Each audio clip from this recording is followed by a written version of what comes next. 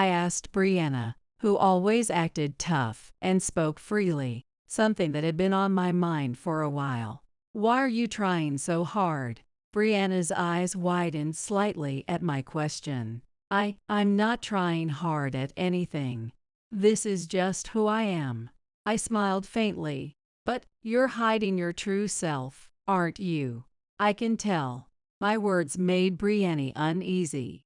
Deep inside, I was sure she was just a sweet girl. I couldn't help but wonder what had made her this way. I wanted to know more about her. My name is Dave, and I'm 30 years old. I graduated from a university in Boston and stayed there to work. But my relatives kept telling me how lonely my single father seemed every time I visited home. Eventually, I decided to move back to my hometown and got a new job at a small surveying company. It's only been a few months since I started working there, but I think it's a nice, close-knit workplace. The company even holds regular drinking parties. Participation is optional, and no one looks down on you if you don't join, but I try to attend as often as I can. I believe it's important to nurture relationships in settings like that. Today, there's another drinking party scheduled, this time to celebrate the completion of a project. After finishing my work, I was tidying up in the office when the sliding door opened with a bang, and a woman's voice echoed through the room. "Hey, old man. Here's the documents you asked for." I found myself gaping at her, utterly stunned. Her appearance and the way she spoke were completely mismatched. She had jet black hair in a short pixie cut, a small face, and large almond-shaped eyes that seemed almost too big for her face. Her tall, slender figure was striking. She was the very definition of a stunning beauty. Yet, hearing such rough words come out of her mouth was disorienting. The man she was addressing, Zachary, our company president, looked nothing like someone who'd be called old man in such a casual tone. He was a polished and refined gentleman, meticulous in his work, and always kind and approachable. Zachary began walking out from the back of the office, replying, "Thank you," but before he could approach her, the woman disappeared out the door. Zachary let out a deep sigh, something he rarely did.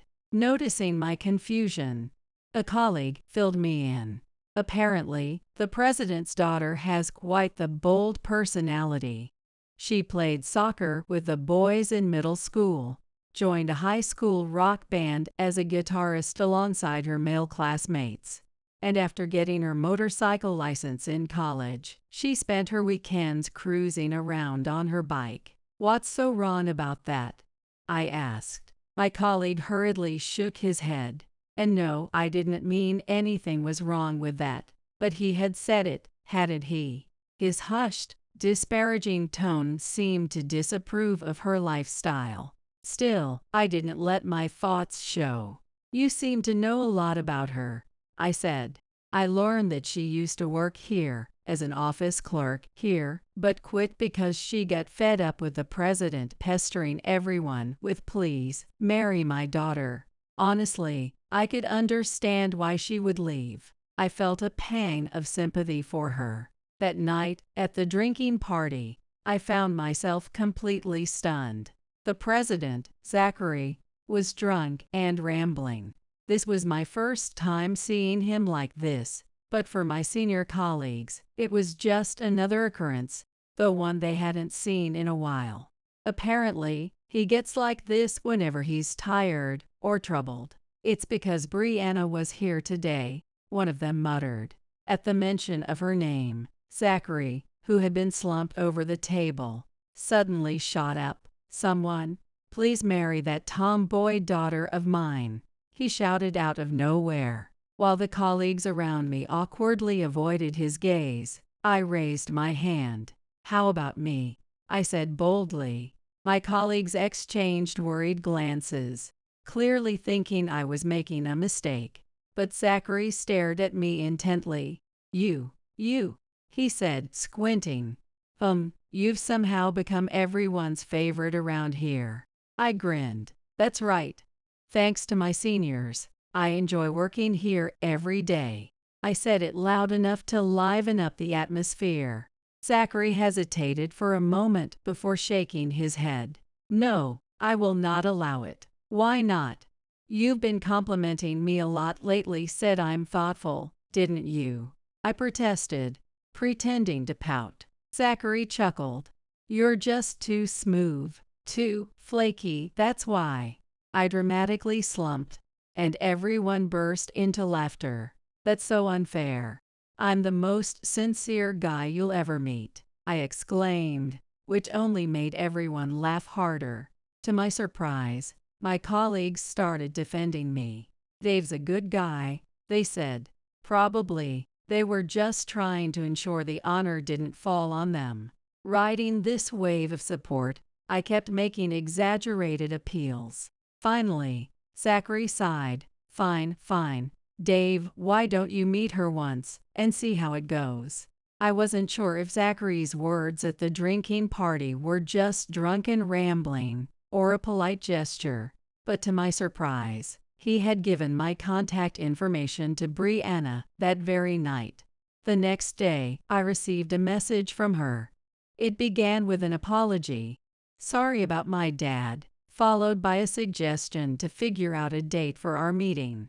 I was shocked. Would someone really go on a date with a man they barely knew, just because their father told them to?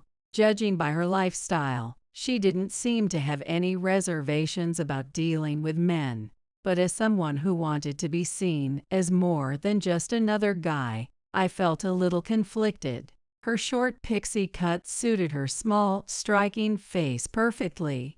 Her slender, toned figure was impossible to forget. Ever since I'd seen her that day, Brianna's image had been etched into my mind. Even just recalling her face made my heart race. Is this what they call love at first sight? Winning the right to a date with her during the drinking party felt like a huge opportunity. I wasn't going to let it slip away, so I began meticulously planning the perfect date. Finally, the day arrived. We agreed to meet near the downtown train station. It was a lively area, so I thought about suggesting a movie or a visit to the arcade. Considering her bold personality, maybe the batting cages would be a good idea. There was also an amusement park a little farther away, reachable by a free shuttle bus. As I stood there running through various plans in my head, the loud roar of a motorcycle engine suddenly caught my attention. I turned to look and saw a slender figure skillfully maneuvering a large bike in a sleek riding suit. Whoa, that's cool, I murmured, almost involuntarily. The bike headed straight toward me and came to an abrupt, precise stop right in front of me. The rider then removed their helmet. I gasped. It was her, Brianna. The same woman I'd glimpsed at the office, the president's daughter. Hi, I stammered, trying to introduce myself despite being caught completely off guard. But she cut me off with a nod of her chin, signaling me to get on the bike. What? I asked, confused. She shot me a sharp glare and said bluntly, if you're not getting on, I'm leaving. Is this really okay? Getting on a bike with her meant I'd be holding onto her, practically clinging to her body. Still, I didn't have much time to think about it. She seemed entirely serious, already putting her helmet back on, as if ready to take off without me. I'll ride, I exclaimed, raising my hand in panic. She stared at me silently for a moment before handing me a spare helmet. Here, she said curtly. I fumbled with the helmet, finally getting it on, and said, this is a cool bike.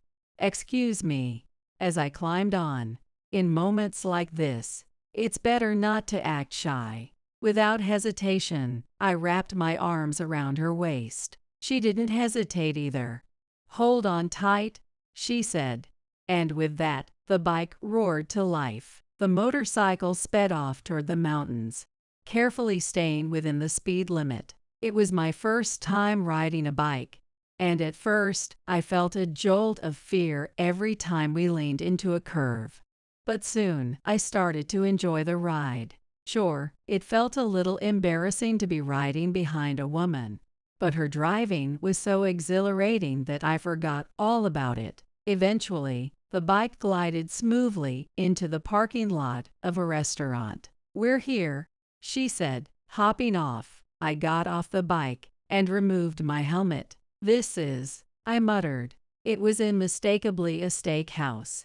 It seemed to be situated halfway up the mountain. The lone steakhouse stood quietly in its remote location, yet the parking lot was filled with cars and motorcycles.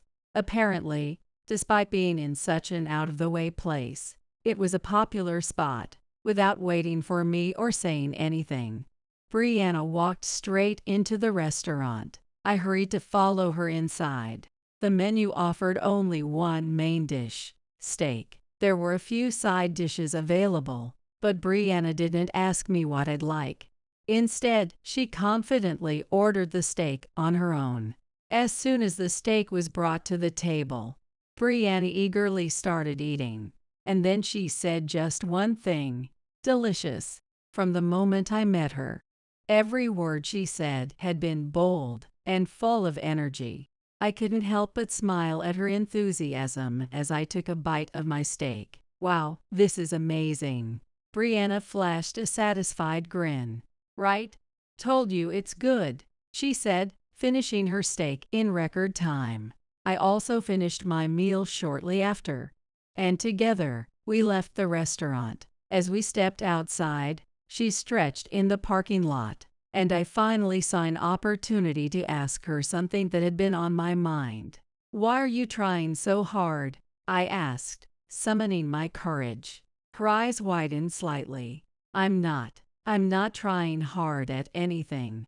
This is just who I am." I smiled faintly. "But you're hiding your true self, aren't you? I can see it." I glanced around and then gestured toward the distance. "There's a rest area just up ahead, isn't there? Would you mind listening to my story there for a bit?" Brianna hesitated but then gave a small nod. We both put our helmets back on and climbed onto the bike again. After about 5 minutes of riding, we arrived at a spacious rest area with a stunning view. We sat on a small bench, and I began to speak. "You know, I'm kind of the same. I mean, I've been pretending to be something I'm not," I said, glancing at her. Brianna turned to me, her expression focused. "My mom, she's always been sick," I admitted. "My mother had asthma. She often got sick and would sometimes end up hospitalized after a severe cold. My dad was busy with work, so whenever my mom was hospitalized, I'd be sent to live with relatives. As I got older, I'd often stay home alone, relying on neighbors to help out when needed. When I was first sent to live with my relatives, I expressed my feelings openly. I'd say I was lonely or that I wanted to go home. When I reacted that way, the adults around me would frown sympathetically and say, 'Poor thing, because your mother is always sick,' looking at me with pity. Once I realized what their looks meant, I stopped showing my sadness. Sure, I was lonely. I wanted to be at home with my mom, but I was never poor or pitiful. I loved my mother deeply, even though she wasn't healthy. It wasn't her fault that she had to be in and out of the hospital. It wasn't her fault that I was left alone. But if I showed my sadness, people would see me that way. So I learned to wear a mask of smiles, and I started observing people's expressions and actions. I'd wonder if the person delivering food to me was genuinely happy to help, or if they thought it was a bother. Even if it was a bother, I had no choice but to rely on them. How could I act to make sure they didn't feel burdened?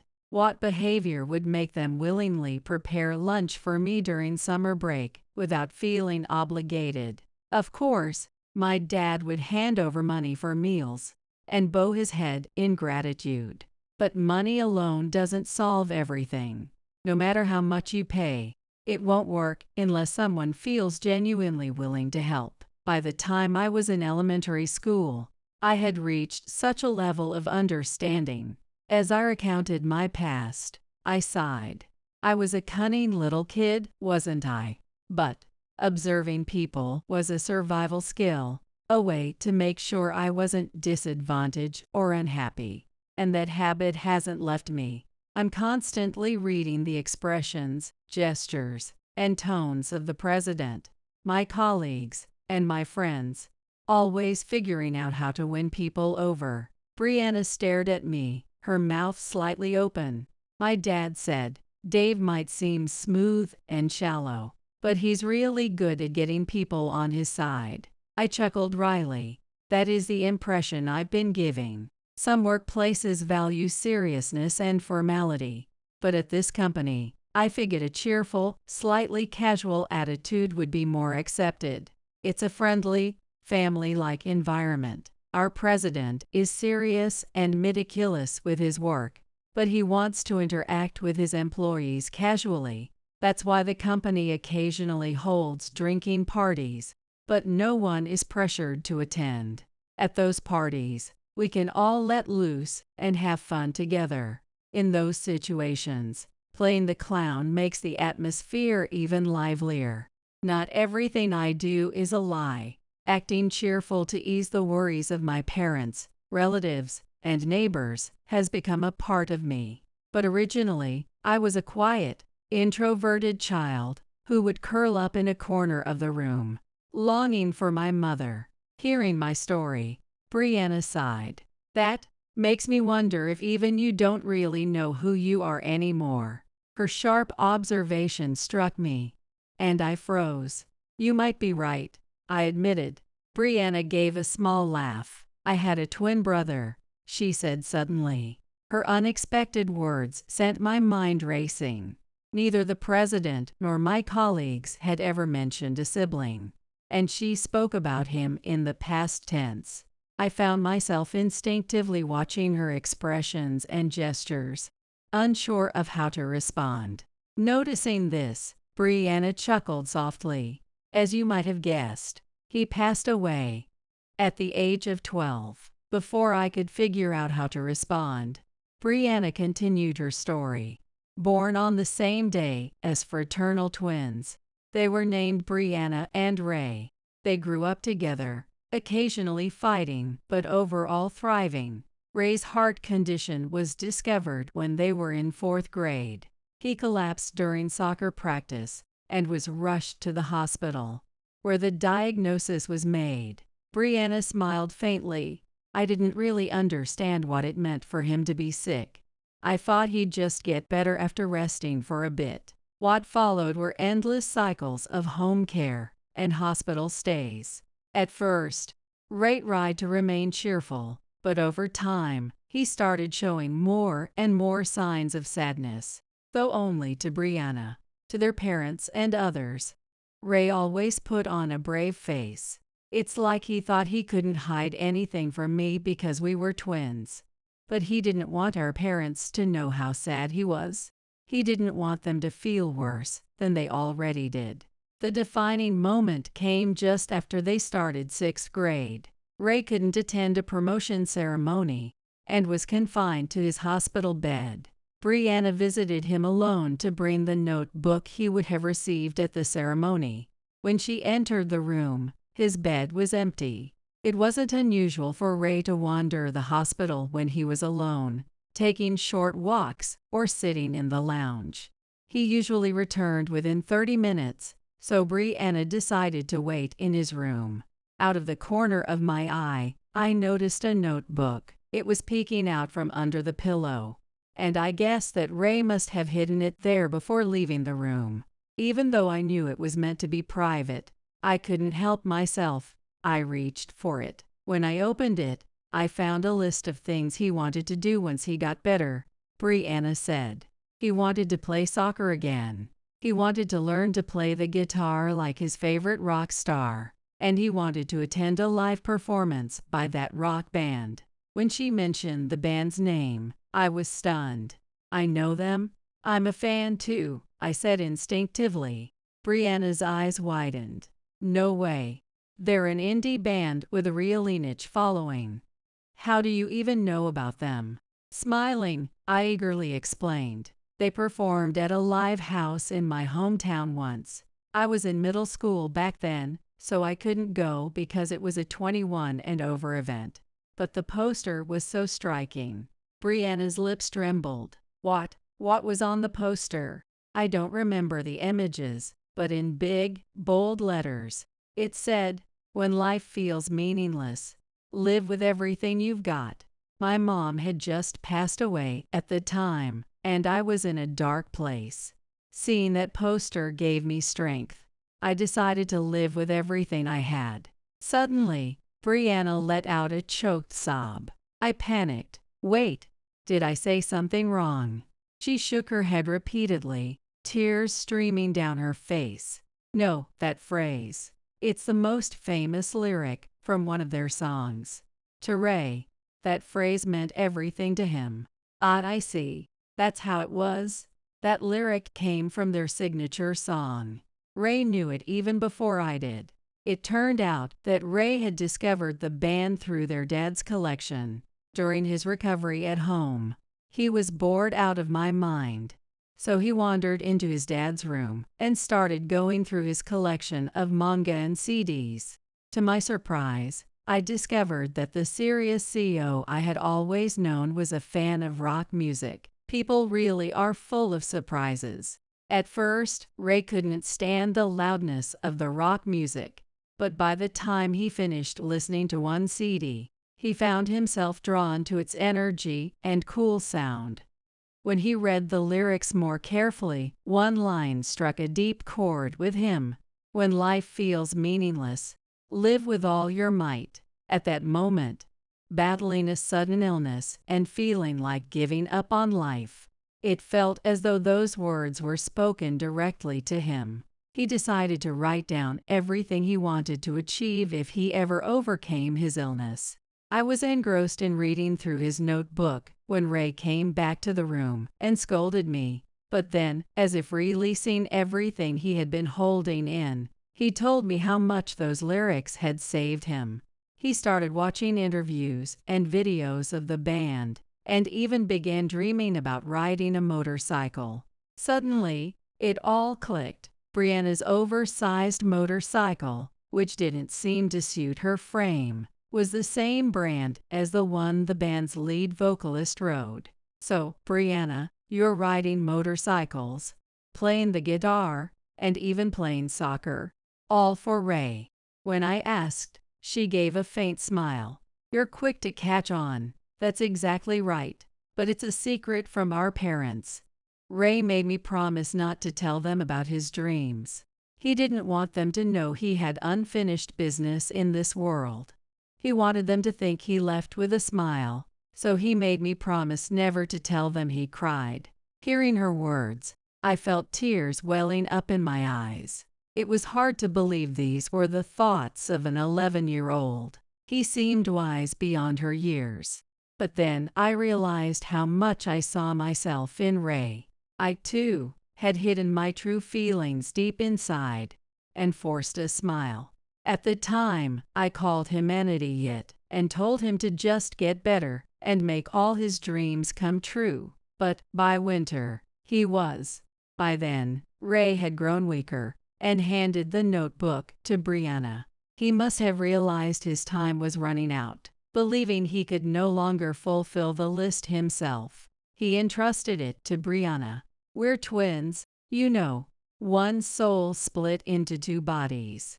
So I told him, come back into my body and use my body to do everything you wanted to do. I'll make it happen for you, even though we're not identical twins. I know it sounds foolish. I couldn't stop the tears from streaming down my face. She had spent her life fulfilling the dreams her brother could no longer chase. Even though she couldn't play in official matches, Brianna joined the boys' soccer team and poured her heart into it. In high school, she formed a band with the boys and played the guitar. She even got her license to ride a heavy motorcycle, all of it, for her brother. It was an incredible display of sibling love. But I had to ask, what about the things you want to do, Brianna? She smiled softly at my question. Since the moment I felt like Ray became a part of me, I haven't really thought about what I want. I placed a hand on my chest. There has to be something. Listen to your heart. You care about Ray so much that your own wishes are just hidden deep inside. I could see it in her gestures and expressions. There was something there. Following my advice, Brianna blushed slightly. Did you find it? The thing you want to do? When I asked, Brianna turned bright red and pouted. I don't know. I can't figure that out all of a sudden. Her shy reaction made me laugh without thinking. Take your time. You could even start by sharing those thoughts with me, just me, if that feels easier, I said gently, and she hesitated. Would it bother you to stick around? I mean, I don't want some sugar-coated answer. I need to know your real feelings to feel at ease. She seemed cautious, probably because I had opened up about my quirks earlier. From the bottom of my heart, I'd like to stay by your side. Actually, I want to date you. It'd be amazing to connect with you, Brianna, the girl I fell for at first sight. That's the truth, I confessed smoothly, and Brianna's face turned beet red as she exclaimed. Shallow, my dad warned me. He told me to be careful around you. How could I convince her I was being genuine? Inside, my heart raced, but I managed to keep it hidden. Blushing, flustered, and fumbling through the moment, we both ended up a mess. Still, I smiled calmly and watched her as she fidgeted in embarrassment. And then, a few years later, are you really going? Brianna stood tense, her nerves clear in her stance. Of course I'm going. I got the tickets, didn't I? It'll be fine. Everyone there is nicer than you think. I firmly held her hand, pulling her along as she hesitated. Today, Brianna and I were finally going to see that rock band live, the same band that inspired both Ray and me. But the fans, they're all guys, and they looked kinda intimidating. I shook my head and said, don't judge people by their appearance. My words silenced her, and she frowned slightly. Ray's dream list. This is the only thing left, isn't it? When I pressed her, she pouted again. Years ago, Brianna had planned to attend the band's concert in Boston to fulfill Ray's wish. She bought the ticket and intended to go alone. But when she arrived, she was overwhelmed by the sight of passionate fans. They were all dressed in elaborate costumes that showcased their love for the band. And there wasn't a single woman in sight, or at least none that she could spot. Overcome with nerves, Brianna couldn't bring herself to enter the venue. It became a traumatic memory for her. Once we're inside, you'll definitely see other women there. This is their first show in Boston in 20 years. You can't miss this chance. Let's go. I tugged her hand firmly, but she still resisted. But, is it okay to dress like this? Shouldn't I be wearing something more rock-like them? I looked straight at her. Today, Brianna wore her black bobbed hair loose, pairing jeans and a casual shirt with cute earrings and a matching necklace. You look great, I said. She puffed out her cheeks in playful frustration. That's not what I meant. I couldn't help but laugh. There's no dress code for a concert. You'll enjoy it no matter what you wear. Come on, let's go already. With that, I took her hand and led her up the narrow, dimly lit staircase to the concert venue. At the entrance, we showed our tickets and stepped inside. Thanks to Brianna's earlier hesitation, the venue was already packed. Standing room only. It seemed we'd have to settle for a spot in the back. Then one of the fans approached us. Hey, a couple, huh? I'm a regular here, Let's enjoy it together. The man was dressed like the band's lead vocalist, complete with makeup and an outfit to match. Brianna flinched slightly, her shoulders trembling. I flashed him a big smile. We're married, longtime fans, and finally got to come to a concert. It's a dream come true, I said enthusiastically. Hearing that, the man beamed with excitement. He noticed the photo Brianna was holding and pointed at it. I answered immediately. It's her late brother. He loved this band too, so we thought it'd be special to experience this together. The man grabbed my hand and shouted, "Let's get these two to the front. Let them through, everyone." He pushed through the crowd, clearing a path for us toward the front of the stage. As we followed in astonishment, he turned back and said, "Hey, are you okay? The front gets a bit wild, but I wanted her to have a good view. Just my selfish wish." His unexpected kindness warmed my heart. The people at the front moved aside for us without hesitation. Brianna, her eyes brimming with tears, bowed deeply in gratitude. The concert was incredible. It was intense, almost too much to keep up with, but everyone, both the fans and the rock stars on stage, was so welcoming to us, two complete concert newbies. On the way home, Brianna, still dazed with joy, murmured, "They were so cool, so kind. I even got an autograph. Do you think Ray's happy?" The band had signed the frame of his memorial photo. It would be a treasure for the rest of our lives. You were right, Dave. Everyone was so kind. I want to punch the old me who was so scared before. A violent sentiment, but I got her point. You can't judge someone's appearance or heart until you get close to them. Brianna nodded deeply at my words. I smiled. My experiences had made me more sensitive to people's emotions. And Brianna, once a tomboy, had always carried the soul of someone she wanted to protect. Everyone, in their own way, carries something. Brianna's gaze wandered to a store window. "Oh, that's cute," she said, pointing at a pink dress. "It'd suit you," I replied. On our first date, she had worn a black leather riding suit. Today, she opted for pants to match the concert vibe. But lately, Brianna had grown fond of dresses. Her desire to embrace her feminine side had been buried deep within her while she fulfilled Ray's wishes. Now it was surfacing in little ways, like decorating our apartment with adorable touches. That apartment was a reflection of Brianna's hidden dreams. And it was a warm, cheerful place. I resolved to continue honoring Ray's memory while supporting Brianna in pursuing her own dreams, as a husband who could make both possible. Get out! Your old lady smell is ruining my new house. Michaela threw disinfectant on me as I attended her housewarming. Drenched and overwhelmed by the pungent smell, I felt something snap inside me. Standing up silently, I flashed a terrifying smile at Michaela and said, "Then I'll clean this up for you. After all, I built it." I went upstairs to Michaela's room to get something. My name is Harmony. I'm a 72-year-old retired confectioner. More precisely, a former pâtissier who ran a cake shop. I retired due to a leg injury. Now, I help my son and his wife, who have taken over the business, living a modest life. Harmony, you must be happy your son took over.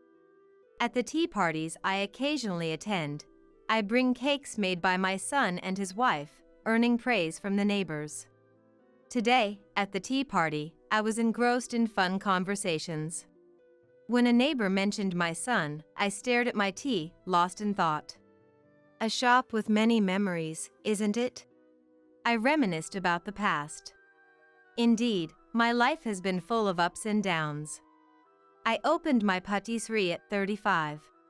After a decade of training in France, I had decided to open my own shop upon returning. My parents opposed, saying a cake shop in the countryside wouldn't work. I defied them, saying, "I'll do it my way," and opened my shop. It became popular in 6 months, becoming the talk of the town. My French-trained skills were praised, attracting customers quickly. My once opposed parents came to respect and fully support me. Time to think of the next new creation. Daniel, my husband, supporting our cake shop, spoke to me while preparing for the next day. Summer is tough for sales. Maybe a cold dessert would be a hit. That's what I was talking about with Daniel. That's when we heard the bell at the shop door, and I hurried to the counter. "Welcome, oh." It was Michaela, my sister-in-law, who appeared. 2 years older than me, she was always flamboyant. Having moved from the city, she dressed to stand out, enjoying the attention. Today, she wore an actress hat and sunglasses, not fitting for the countryside. Honestly, I disliked her. Her hurtful remarks and belittling of our cake shop were intolerable. Being a doctor at a university hospital, she flaunted her income and education. She only did this when my brother Kendrick wasn't around. I was deeply annoyed by her cowardice. As boring as ever. The decor's outdated, and it's dusty. Do you even clean? Michaela, worried her fancy clothes would get dirty, was her usual self. I couldn't hide my annoyance, responding curtly. "Did you come just to say that? I just stopped by on my way to my new house. Why else would I visit such a place?" While looking around, Michaela carelessly picked up a cookie and placed it roughly at the register. "I can't see this shop lasting, but I'll contribute to the sales since you're Kendrick's sister." She bought a mere $7 cookie with that attitude. Who could warmly welcome such a sister-in-law? If she weren't Kendrick's wife, I'd have her out of here immediately.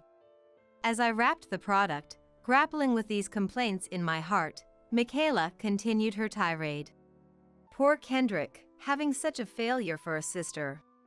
He said he gave up on his own shop because of you." Her words painfully struck my heart. Kendrick had generously helped finance my shop's construction. When I returned and found no support, only Kendrick stood by me. Later, I discovered the money he used was his own saved-up capital for starting a business. If you hadn't interfered, Kendrick might have had his own shop by now. Really pitiable. Then why don't you help him financially? Daniel appeared behind me and retorted sharply at Michaela, glaring at her. "It's between Harmony and Kendrick, and not for outsiders like us. Only Kendrick has the right to complain about Harmony. Do you even have the right to blame her?" Daniel, undaunted by Michaela, confronted her. Michaela, seemingly annoyed by Daniel's audacity, furrowed her brows and removed her sunglasses with a puzzled look. "Of course I have the right. That money was mine. You have no business interfering in this. The funds for Harmony's shop were from before Kendrick married you, right? If Kendrick has no complaints, why should you persistently blame Harmony? Harmony is my wife. Which husband would remain silent while his wife is being maligned?" Daniel shielded me from showing my tears to Michaela. I felt reassured by his presence and grateful to be his wife. Michaela, apparently not amused by Daniel's words, roughly grabbed the wrapped cookies from the counter and left without another word. After she left, we put up the closed sign, and Daniel embraced me. "You endured well. Danny, I can't do this anymore. I don't have the confidence to get along with someone like her. Even if she's Kendrick's wife, I can't bear being treated this way." "Are you not going to tell Kendrick?" "I can't. He's already looking after Mom and Dad. I can't trouble him just because I can't get along with her." Kendrick, working as a chef in a hotel, was also taking care of our parents. Despite the long commute, he managed. He had saved to open his own shop and be closer to our parents. It was with this in mind that he was saving money. Money can be earned again. I want to see you succeed as a top pâtissier. This money is an investment in your future. You'll definitely become famous. Kendrick assured me, investing $2 million in my startup. I was deeply grateful to Kendrick, and when he married Michaela, I was overjoyed. But I never expected her to be like this. I was tormented daily by what to do. Tomorrow, we're going to Kendrick's housewarming, right? Maybe you could mention it to him? If Kendrick talks to Michaela, maybe she'll stop. Tomorrow, we're invited to the housewarming party, and I'll finally see Kendrick after such a long time. Reluctantly agreeing to the words, persuaded by Daniel, I focused on closing up the shop. Lately, I couldn't bring myself to tell Kendrick about Michaela. Kendrick's happiness, while he supported Mom and Dad, was precious. Despite sacrificing his own dream of opening a shop, I couldn't burden him further with Michaela's issue.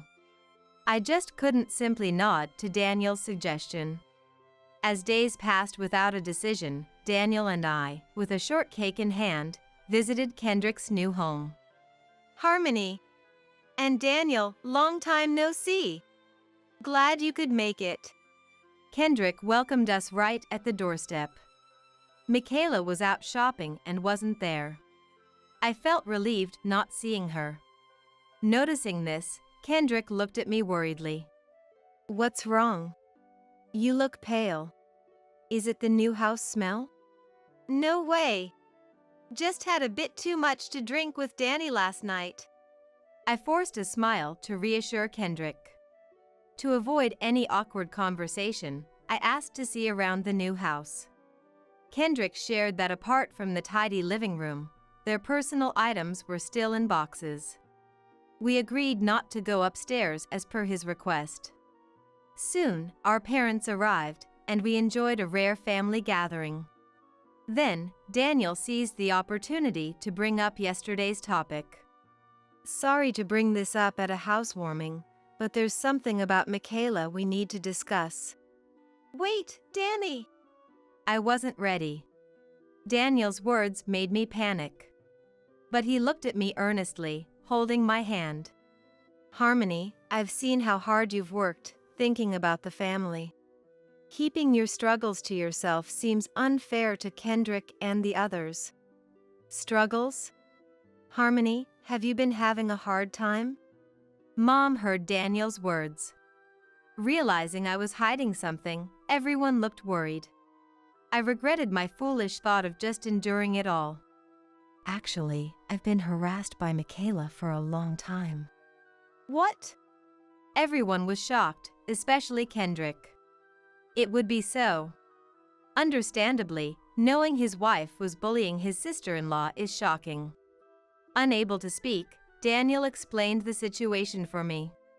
Silence followed. Only heavy air flowed there.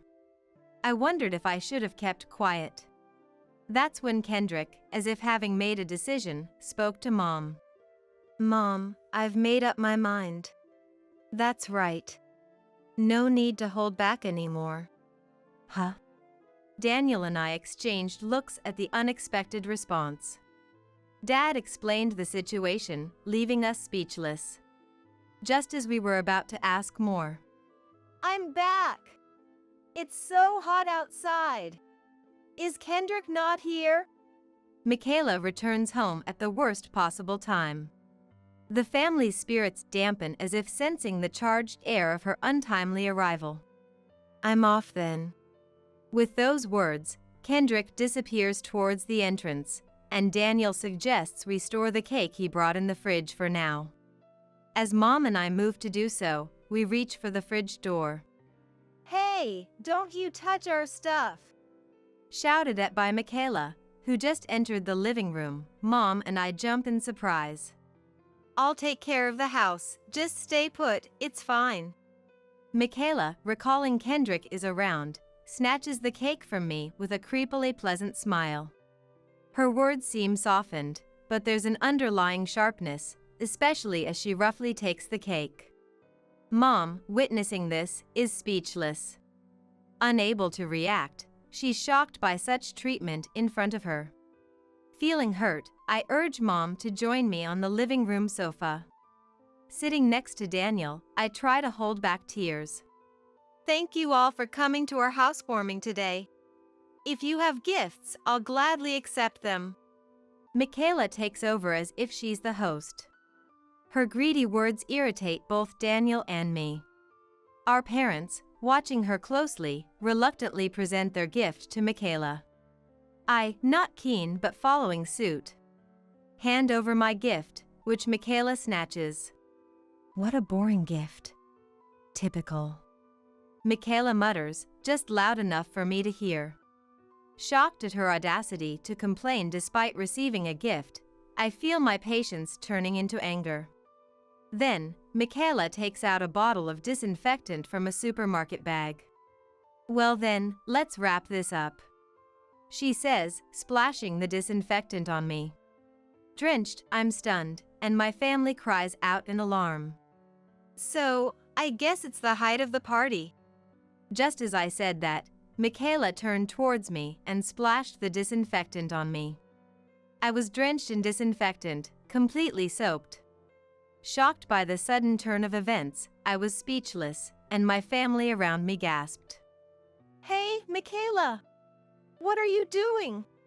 Mom, more than anyone else, raised her voice and stood in front of Michaela to protect me, and everyone glared at Michaela. Michaela sneered at this and threw her final words at me. The smell of an older lady will dirty my new house. Get out! At that moment, something inside me snapped. Silent, I stood up with a frighteningly pleasant smile towards her. So you hate filth that much? Well, let me clean it up for you. After all, I built this place. Michaela, seeing me smile, seemed terrified and stepped back. I snatched all the presents from her, ignoring Michaela's complaints, and headed to the second floor. Conveniently, there was a plate with Michaela's name on it in front of the door, and I boldly walked inside. I picked up a cardboard box still packed and dropped it from the second floor to the first with a bang. Hey! What are you doing? Michaela tried to stop me as the boxes tumbled down one after another. But with so many boxes rolling down from the second floor, she couldn't come up and could only desperately scream in vain as I dropped the last box. Do you realize what you're doing? Michaela, showing her true colors in front of Kendrick, glared at me with a devilish face. Unconcerned about her, I went downstairs and asked Daniel with a smile. Can you hold back that noisy trash for me? We can't let the dirty germs out. The new house will get dirty with the smell of mold, right? Daniel must have been scared too. The words from my ever-smiling face were no longer treating Michaela as a human. And I was throwing all her belongings outside with apparent delight. People might think I've lost my mind. It can't be helped that you think so. Stop it, Kendrick. What are you just staring at? Stop her. Isn't your sister out of her mind? Michaela was screaming desperately. However, Kendrick did not respond. Instead, he silently watched my next move. The entrance was overflowing with Michaela's cardboard boxes, a mess, but it couldn't be helped. After throwing everything outside, I clapped my hands and walked towards Michaela for the final touch. Well, now it's just Michaela left. What do you mean? You think you can get away with this? Who knows? I can't hear the threats of trash. My smile must have been like a mask, mechanical and eerie. Michaela gasped at my creepy smile, looking at me fearfully. Without paying her any attention, I instructed Daniel to kick her out along with her slippers. Hey, stop! No! Kendrick, help me! Michaela begged Kendrick for help until she was thrown out. But Kendrick had no intention of listening to her. At this point, I understood what Kendrick and the others meant. There's not a single person on your side here. Get out if you understand. This is my house, after all. What? What are you talking? Before Michaela could finish, Daniel dragged her out, pushing her outside the entrance.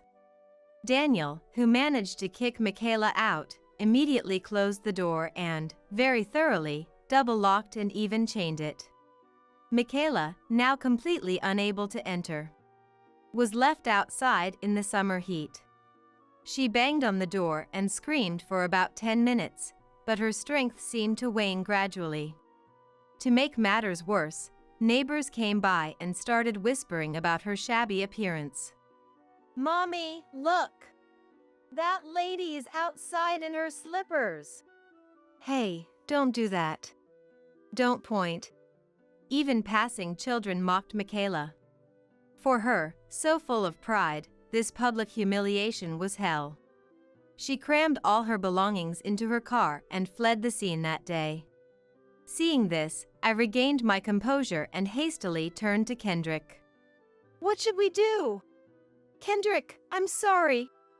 That was... It's okay, I know the situation. Besides, we should be the ones apologizing. Kendrick suggested going back to the living room, and Mom had prepared tea and cake. I borrowed clothes from Kendrick and quickly changed to avoid catching a cold. After changing, I sat on the living room sofa, and Kendrick explained why he had been silent all this time. That woman, she was actually harassing Mom in the same way. What? Shocked by this sudden revelation, Daniel and I looked at Mom in surprise. It all happened when I wasn't around. Mom told me yesterday. She was constantly harassed and mocked by her, even made fun of you. It was really terrible. Michaela had been bad-mouthing me every time we met, suggesting that my poor upbringing was due to Mom's bad parenting, and if the parents had more money, Kendrick wouldn't have had to struggle. That's what Mom confessed to Kendrick yesterday. Then he said that since you built the house, we should explain the situation to you and your family before deciding what to do next. And that's what led to today. Michaela, who even tormented Mom, could never be forgiven. Trembling with anger, I clenched my fists so tightly that my nails dug into my palms. Seeing this, Daniel gently placed his hand over mine. Harmony, I know how much you care about family. Maybe you don't have to endure this anymore? Danny. After hearing all this, I definitely can't go on with her either. Resolved by Kendrick's determination, I also steeled myself to teach that woman a lesson. We pledged to act and did so immediately. The next day, my phone was flooded with a storm of calls from Michaela. Kendrick, Daniel, and I decided to meet her alone. What do you mean by this? Kicking me out of the house? You won't get away with what you did. We agreed to meet at my office, and as soon as she entered, her shrill voice echoed. Wearing the same clothes as yesterday, with dark circles under her eyes from lack of sleep, Michaela arrived looking miserable. Her loud voice was irritating, but I didn't let it show. Instead, I smiled sweetly, further infuriating her with my words. I cleaned up because you said the new house gets dirty, right? What? I don't want someone as ugly as you in the house. The new house will get dirty with germs, right? Saying so, I put my index finger to my lips, feigning cuteness. As unsuitable as it felt for me, it seemed to affect Michaela. Her face turned red as a boiled lobster, showing her anger. Who's ugly? I'm far more beautiful than a third-rate woman like you. To say that with the same clothes as yesterday and such a dirty face, impressive. Whose fault do you think it is that I ended up like this? A woman like you acting all high and mighty. Doubling down on my previous provocations, I taunted Michaela, which angered her enough to come at me. Daniel stood protectively in front of me, and Kendrick, usually mild-mannered, showed his anger for the first time. Enough. You're in no position to talk down to Harmony and her family. What? Why should I be the one getting scolded? The bad one is clearly that woman. Michaela remained defiant, even against Kendrick's words. She must have looked down on Kendrick as well, deep down. She was after money. Thinking Kendrick had money and blaming me for losing it, she must have despised me. Despite having her own earnings, her greed showed what a despicable woman she was. As I glared at her with utter contempt, Kendrick slammed a piece of paper in front of her. I have no intention of going on with someone who can't even value my family. We're getting a divorce. The paper Kendrick presented was a divorce petition, already signed by him and his father as a guarantor. Seeing this, Michaela suddenly regained her composure and clung to Kendrick in panic. Wait! A divorce? Just wait! I don't want to hear what you have to say. My mind is made up, and if you refuse the divorce, I'll go to court if I have to. Where do you think the money for that will come from? You don't have the financial power, so don't talk big. I'll support financially, so don't worry. Michaela initially tried to act humble, but Kendrick's words revealed her true nature again. Now that we had proof of her looking down on Kendrick financially, we could crush her without remorse. Smiling, I intervened between them. I noticed that Michaela seems to be trying to explain what she's talking about, so I say something more. Didn't you know? Besides this store, I have several others. I have enough financial power to fight you. Michaela gasped in surprise at my words. Previously, a TV show had featured one of my regular customers praising my shop. The reporter raved about its beauty and deliciousness, leading to its popularity. Requests for more stores came flooding in, and now I have a nationwide chain. Kendrick was the only one who supported the opening of my shop. As a thank you, I gifted him that house. I had also heard about you planning to open a clinic nearby and thought you'd need money. Michaela's face turned pale upon hearing the whole situation. She must have realized she had picked a fight with the wrong person. She was speechless. Since I still hold the property rights, I am the owner of that house. I can sue you for trespassing. What will you do? Will you fight? With a smile, I cornered Michaela, who seemingly gave in and began to profusely apologize. Even though Michaela continued to apologize, our family had no intention of forgiving her, and we kicked her out of the store. Kendrick and Michaela eventually went to court for a divorce. Given everything that had happened, our lawyer assured us the divorce would be granted. Our family savored this joy.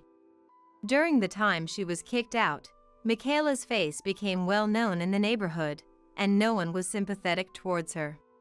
Her clinic had no patients and closed within 3 months. She shamefully fled to the city. Thus, our family found peace. I continued managing my shops, and Kendrick finally opened his own. Kendrick, Dad, and Mom started living in the new house, which we remodeled for accessibility. Harmony, what happened? You suddenly went quiet. I was reminiscing during a tea party with everyone. Snapped back to reality by a neighbor, I responded. Sorry, it's nothing. I'm just really grateful to those kids. Thanks to them, I'm now enjoying a peaceful retirement with my husband. As we enjoyed the cake, I reflected on how these nearly 40 years were the stepping stones to my current happiness. Let's enjoy ourselves at the hotel tonight. On a flight heading overseas, I overheard a couple's conversation from the seat next to me. Could they not? It's the middle of the day. Suppressing my irritation, I glanced in their direction, and it was the worst. There sat my husband, Mike, with his mistress. Wait, isn't that Mike? My friend tilted her head in confusion. Mike, startled, turned toward us. When he realized it was me sitting nearby, His face turned pale. There was no way he could talk his way out of this now. This was the end. As we glared at him, Mike began to tremble. My name is Kate. I'm 32 years old, and I work as an administrative assistant at a trading company. I met my husband, Mike, at a party. It was a party I couldn't turn down because a client had invited me. He had a handsome face and looked sharp in his clean-cut suit. He was easy to talk to, friendly, and had a great sense of humor. He seemed perfect. I've been wanting to talk to you, too. Can I get your number? Let's go out, just the two of us, sometime. Our conversation flowed naturally, and we went on a date the very next week. Everything went smoothly, and we were engaged soon after. Life after marriage was happy. Mike worked as a sales representative at a trading company. His career was going well, and he was even up for a promotion. He was still young, but his potential was highly regarded. I was so lucky to marry someone like Mike. Surely, there would be so many good times ahead of us. At least that's what I thought. But my happiness didn't last long. Mike had a hidden side. He never showed me his worst trait. He was a chronic cheater. I'm always working overtime and can't seem to shake off the exhaustion. Mike started saying things like this about a year into our marriage. At that time, Mike certainly seemed busy. We only had dinner together about 3 times a week. On other days, he claimed it was too late and said he ate at a place near the office. You really seem busy. Are you holding up okay? Well, I'm managing. They've entrusted me with an important project, and the pressure is intense. Just don't overdo it, okay? As his wife, what else could I have said? I didn't doubt Mike's words, but there were things that didn't sit right with me. For someone who claimed to be tired, he seemed oddly energetic, and most of all, he smelled nice. Mike would come home carrying the scent of a woman's perfume. Gradually, I began to feel suspicious. Mike, isn't something off with you lately? Are you meeting someone outside? I do meet with clients from time to time, but why do you ask? Mike insisted it was all work-related, yet there was something unnatural about his smile that made me uneasy. I couldn't shake the feeling that Mike was hiding something. I decided to confide in my best friend, Jane, whom I had known since middle school. Jane was the daughter of a major company's CEO and had a reputation for being well-informed. She had apparently built a vast network of connections through her privileged position. When I shared my concerns, Jane muttered, "That does sound suspicious. In situations like this, you shouldn't ignore your instincts. We need to investigate. Leave it to me." A few days later, Jane told me about a woman named Anne. She had gathered this information from Mike's coworkers. Apparently, Anne was someone Mike had been spending a lot of time with recently. A married man spending time with another woman. It didn't take much to guess what that implied. That night, unable to hold back any longer, I confronted Mike. "Hey, Mike. Who's Anne? What? How do you know about Anne?" That reaction, it was all the confirmation I needed. Unaware of my growing certainty, Mike quickly regained his composure. "She's just a client I've been working with. I didn't expect you to know her name. I don't know much about her. Jane just overheard some of your coworkers mention her name, that's all." "I see." Mike gave a slight smile, saying, "You surprised me there." But he also seemed eager to change the subject. I could feel a massive crack forming between us. Jane is someone you can truly rely on. Sensing my emotions, she went above and beyond to investigate the matter for me. She uncovered everything about Anne: her hometown, workplace, current address, phone number. The amount of information Jane gathered was so detailed that I was almost afraid to ask how she had done it. She seems to love luxury and is careless with money. It looks like she's made quite a few men spend on her before. What? So Mike too? That's a real possibility. That night, I went straight to Mike's credit card statements as soon as I got home. As I feared, there were purchases for luxury brand bags and accessories. Unable to sit still, I confronted Mike the moment he walked through the door. What's this all about? These bags and accessories on your statement, I've never even seen them. Oh, those? They were gifts for a client's birthday. Part of work. Don't give me that look. Mike turned his face away with an annoyed expression, as if trying to say he was being unfairly accused. Later, I discovered that Mike was racking up debt. It seemed he had spent excessively on gifts, and his installment payments were piling up. If this continued, it felt inevitable that I'd be dragged into Mike's financial ruin someday. A small fear crept into my mind, stopping me from pressing him further. Hey, Kate, is it true your husband's cheating on you? One day at work, a tactless coworker hit me with this insensitive question. I was stunned. How did such a rumor spread? And from where? Who told you that? I'd appreciate it if you didn't spread weird gossip like that. Sorry. The coworker chuckled awkwardly. They claimed not to know the source of the rumor. Was Jane the one who let it slip? No, it couldn't be her. Jane is extremely discreet. The only explanation was that Mike's affair was so blatant it had become common knowledge. If he liked the other woman enough to flaunt their relationship, it would naturally lead to rumors. Either way, this is the worst. It's humiliating. Being seen as the woman whose husband might be cheating at work was unbearable. Even my tactless boss once asked me outright, "What does it feel like to have a husband who cheats on you?" The question filled me with intense discomfort. I couldn't take it anymore. One evening, I confronted Mike as soon as he got home. Mike, are you cheating on me? Just tell me the truth. There are these awful rumors going around, and it's humiliating for me. I don't know anything about those rumors. Why would I cheat? That's ridiculous. Ridiculous, really. There's nothing suspicious at all. Trust me. Besides, do you even have any proof that I'm cheating? If I had asked Jane, she could have easily gathered proof of Mike's affair.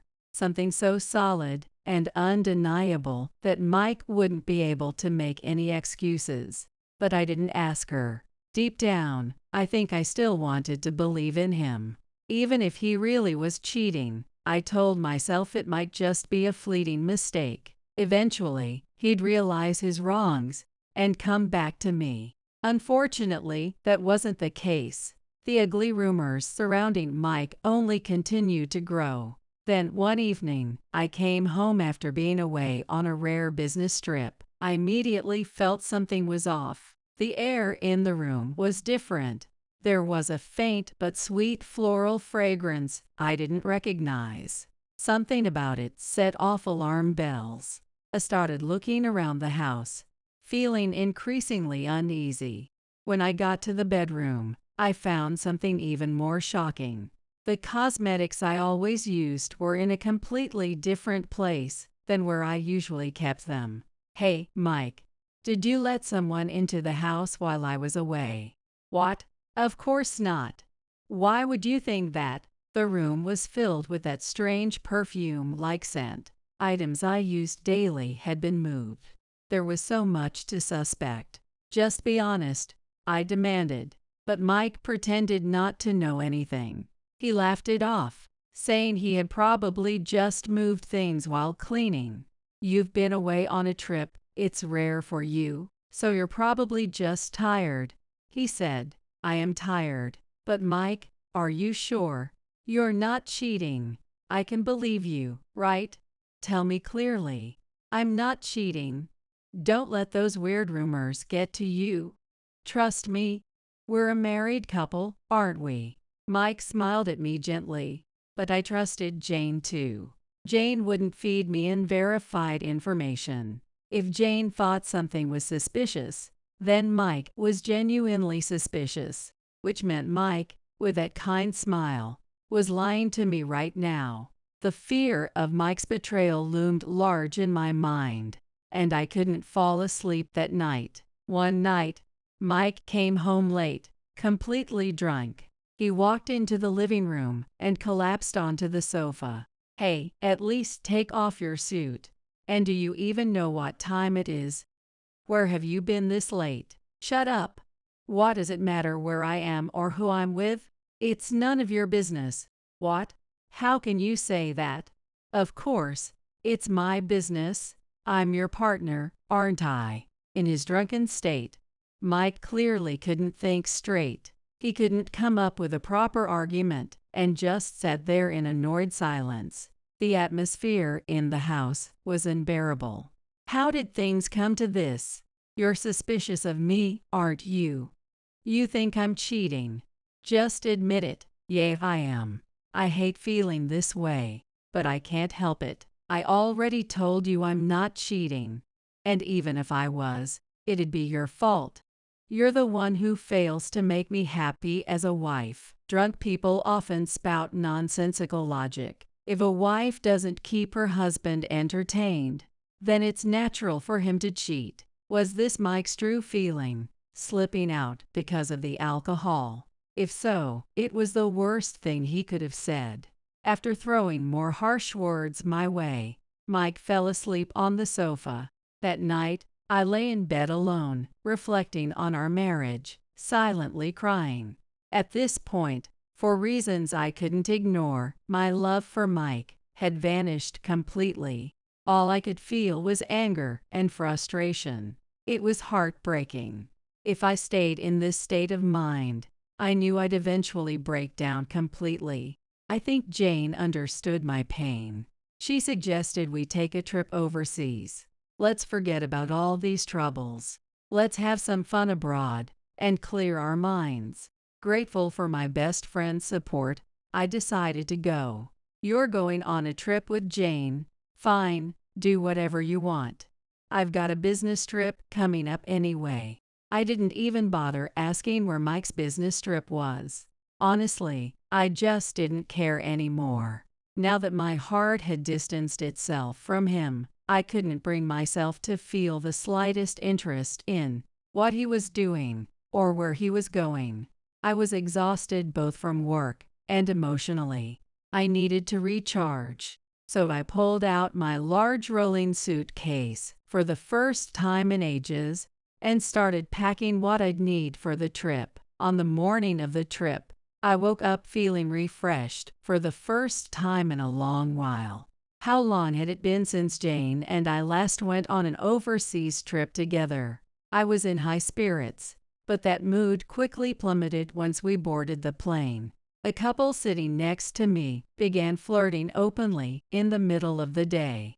"Let's have some fun at the hotel tonight. You don't expect to get any sleep." What a cliché, crude, and shameless exchange. Who were these two, excitedly talking like this? Middle schoolers? High schoolers? I glanced over at them and froze. The man, dressed in flashy clothes and looking every bit like someone on vacation, had a face I recognized all too well. It was undeniably my husband, Mike. The same Mike who was supposedly away on a business trip. "Wait, is that Mike?" Jane tilted her head in confusion. Mike turned to look at us, clearly startled. The moment he realized it was me sitting next to him, his face turned pale. He began trembling under our piercing glares. After all, he'd just been caught red-handed, and not just by me, but also by Jane, the last person Mike would want to face in this situation. "Why?" "Because." "So you've been betraying Kate, haven't you?" "My dear friend, I'm telling my father about this." "Please, no, Jane, you've got it all wrong. I would never betray Kate. Please don't tell the president." Yes, Jane's father was the president of the trading company where Mike worked. Jane was the one person Mike absolutely couldn't afford to make an enemy of. If his betrayal of me came to light, he'd also lose Jane's trust. Mike should have known better, and yet, here he was, caught in the act of cheating. Was it for the thrill? Or had he fallen so deeply for Anne that he couldn't stop himself? Regardless, this was the end of our marriage. As soon as I got back, I would file for divorce.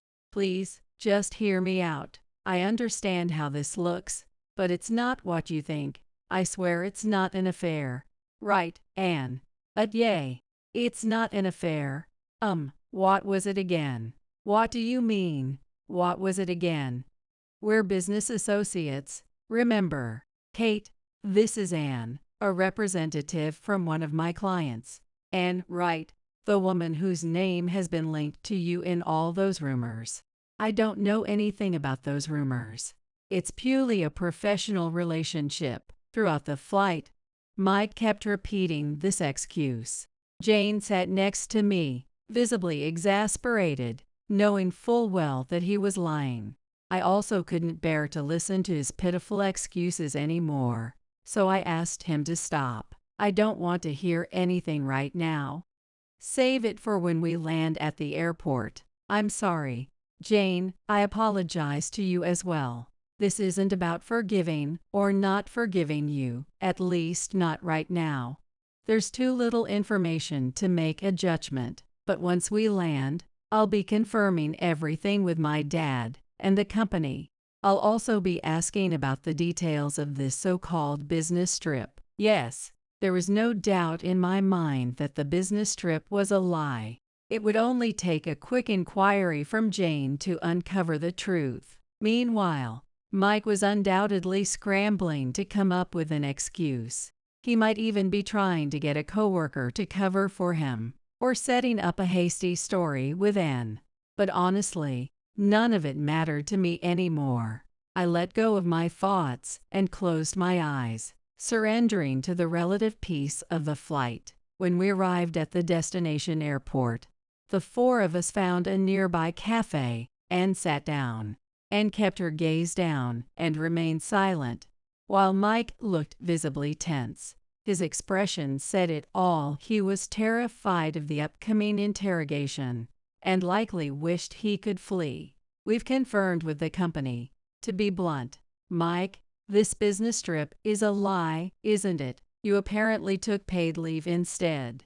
Well, yes, it's true that this wasn't an official business trip. It was more of a personal initiative, a sort of, let's call it a workshop. A personal initiative, a workshop.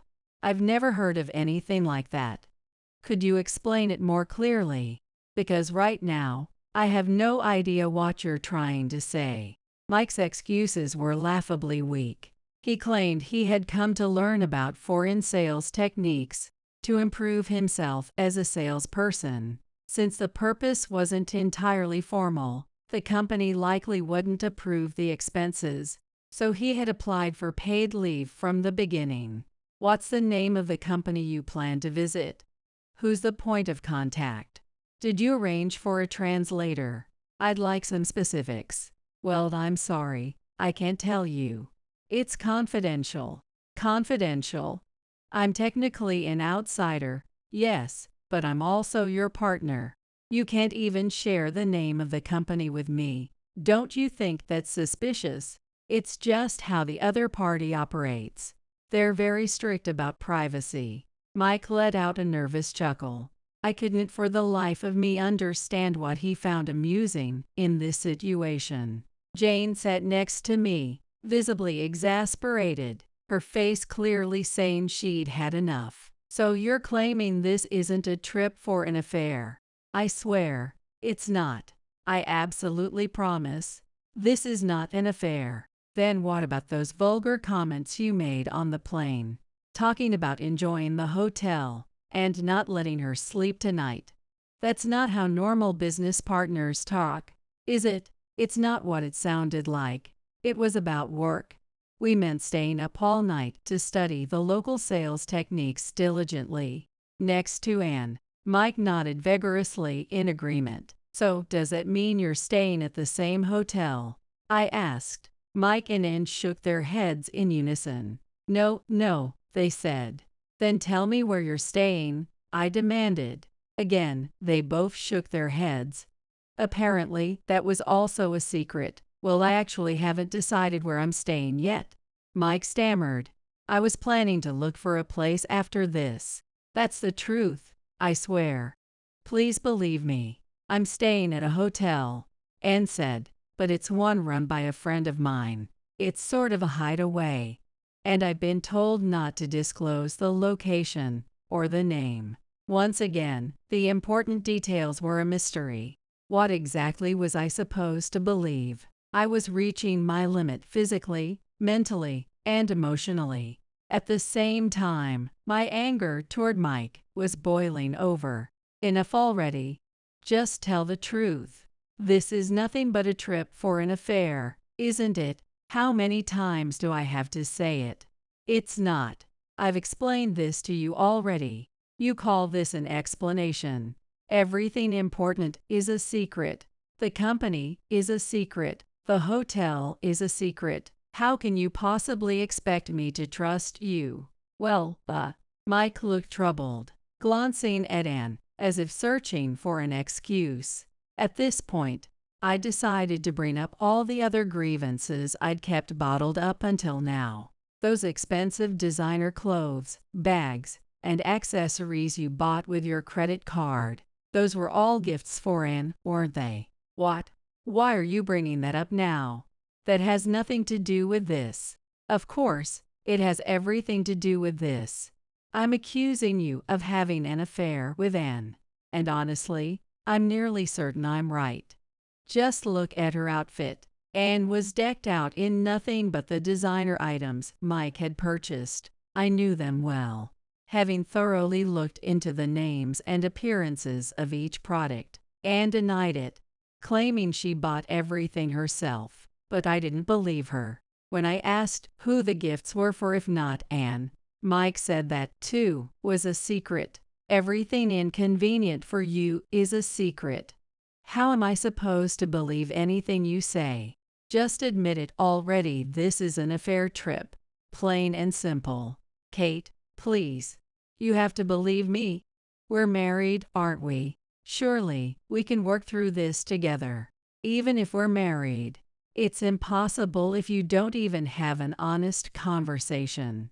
How can I trust you when you are not being truthful about anything? I'm asking you to trust me, even just this once. I promise you'll never have to doubt me again. Never. Mike kept apologizing over and over, desperately trying to get me to forgive him. The same conversation kept repeating, and I was honestly fed up. This trip, which should have been something special, was ruined. I felt like I was being interfered with. I had to somehow make Mike understand that the only option left was divorce. Let's get a divorce. There's no other choice. If you understand that we're cutting ties, you can at least be honest about everything, right? Divorce? No, I don't want that. I never planned on getting divorced. Well, I have. I've had enough of you, too many secrets, too much waste. You've done nothing to improve our marriage. Don't you think we can't live like this anymore? I'll change. I'll turn over a new leaf. Please don't say you want a divorce. Mike was almost in tears, looking pitiful. Seeing that, even Ann seemed to have drawn back a little. I turned my gaze toward her. I could tell she was nervous. Where do you work, Ann? Oh well. It's not a big company or anything. I just want to know the name of your company. It's not like you can't say it, right? Is there something you don't want me to know? No, it's nothing like that. I work at a small trading company, and the name is. Ann said the company's name, and Jane nodded. It seemed to match what she had researched earlier. If Ann lied now, it would be easy to find out the truth. It seemed Ann knew enough to realize that. Ann, please tell me the truth. I'm honestly so fed up with Mike. This is an affair trip, right? Just admit it, please. Be honest with me. No, that's not it. It's really not. There's been gossip about Mike's affair going around for a long time, and it's making me so embarrassed. It's really a nuisance. Wait, really? I was sure Anne was the one involved. After I pressed her again and again, Anne finally started to speak. She bit her lip, lowered her head, and apologized. I had an affair with Mike, Anne. But please believe me on this. I didn't know Mike was actually married until I met him on the plane. I only went along with the conversation in the air. So you were dating him thinking he was single. What a convenient lie. I can't believe this. Jane, who had been silent until then, laughed. It was clear that Anne was lying. Jane, who had used her connections to investigate before, knew. She knew that Anne had continued her relationship with Mike even after finding out he was married. In fact, there was evidence of it. Jane took out her smartphone. You can't lie your way out of this. I did some research on you before, too. When I was looking into Mike's affair, I looked into you at the same time. You investigated my affair. Jane, why? Why? Because Kate was really hurting, and I couldn't just stand by as a friend. So I had someone investigate. On Jane's smartphone was a covert photo. It showed Mike and Anne leaving a hotel together, looking very friendly. They were acting like they had nothing to hide. How bold! Did they really think they could get away with cheating so openly, without anyone noticing? This was why I decided to go on an overseas trip with Jane. This clear proof of infidelity. Since then, I had wanted a divorce as soon as possible. This alone is enough to be conclusive evidence. But there's more. There's also an audio recording. Do you want to listen to it now? Wait. An audio recording. Hold on. You mean you had someone get close without us noticing and record our conversation? Exactly. The person I hired did a great job. You can clearly hear both of you talking. Jane played the recording. I already knew the contents of the conversation. Anne had been urging Mike to get divorced quickly. She said he should dump that woman and switch to her. In other words, Anne had known from the beginning that Mike was married. Her claim that she didn't know until they met on the plane was a lie. As I glared at Anne, she started to tremble. You two, a lying man and a lying woman. You're really a perfect couple. As you wished, I'll divorce Mike. And if you want to marry him afterward, feel free. Wait, let's talk this through. Huh? What's there to talk about now? Mike, you know how close Kate and I are, right? I will make sure you regret hurting my best friend. And of course, I'll tell Dad about all of this. Please don't do that. You know how Dad feels about infidelity and that kind of thing, right? If he finds out, I'll be fired. Jane nodded. It was true. Jane's father was known for his strict sense of integrity. He hated infidelity and any kind of betrayal in relationships. Apparently, he had once fired an executive who had an affair with a subordinate. Please, forgive me this time. Let me try again, please. Jane, please, forgive me too, Mike said with a trembling voice. It seemed he was terrified of being fired. His face looked weaker than I had ever seen before. Don't say something so stupid. After all these lies, you want me to forgive you now? That's way too convenient for you, I said coldly. My words seemed to push Mike even further into despair. He was shocked. Tears were welling up in his eyes. There's been a lot of pressure from work, and I was really tired. I just needed a break. And then I ended up with Anne. Sorry, but I don't want to hear any excuses anymore. When we get back, you'll sign the divorce papers immediately. I'm really sorry, I swear. I just thought it would be a little fling. Mike kept insisting how sorry he was. The way he struggled to speak was pathetic, but now his attitude only irritated me. Why had I wasted my time on such a man all this time? And on top of that, to say it was just a little fling, when the person he had an affair with was sitting right next to him. Anne's face turned bright red, likely from anger. This relationship between them would probably end right here. Mike, I can't trust you anymore. There's no way I could ever trust you again. The divorce is final, and I'm also going to ask for compensation. Anne, this applies to you as well. Yes. Afterward, Anne said she would cancel the trip and go home. She was disillusioned with Mike and no longer wanted to spend any more time with him. Mike tried to stop her, but I'm sure it didn't matter to her anymore. Jane and I left the cafe, leaving the two of them behind. We wanted to forget everything and just have fun. It was about half a month later when my divorce from Mike was finalized. It had taken much longer than expected, mainly because Mike had been reluctant to sign the papers. There had been times when I thought I was happy, but when I looked back, those memories were few and far between. My marriage to Mike had been full of lies and betrayal, and by the end, my days had been filled with nothing but sighs. About 6 months later, Jane came to my new apartment with a smile on her face. Mike finally quit his job. He seemed like he couldn't let go for a while, but it couldn't be helped. After all, he made an enemy of the top people at the company. Jane is truly a reliable friend. After the trip, Jane told her father everything. She explained how Mike had betrayed me, his partner, and made me suffer. Jane's father, who also had a past of being betrayed by a partner, absolutely does not tolerate infidelity.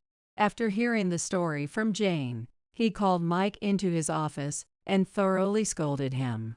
He was so angry, Dad said, someone who betrays their partner will eventually betray their colleagues, so they can't be trusted.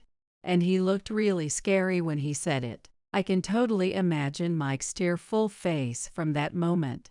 Do you know what happened to him after he quit his job? He seems to have completely lost his confidence.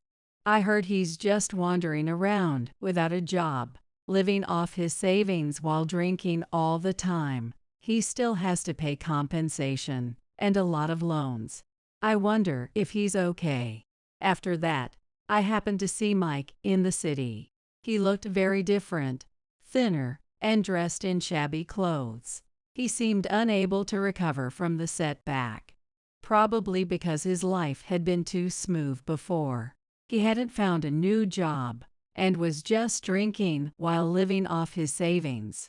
His hair was messy, his face was pale, and he looked like someone I really didn't want to talk to.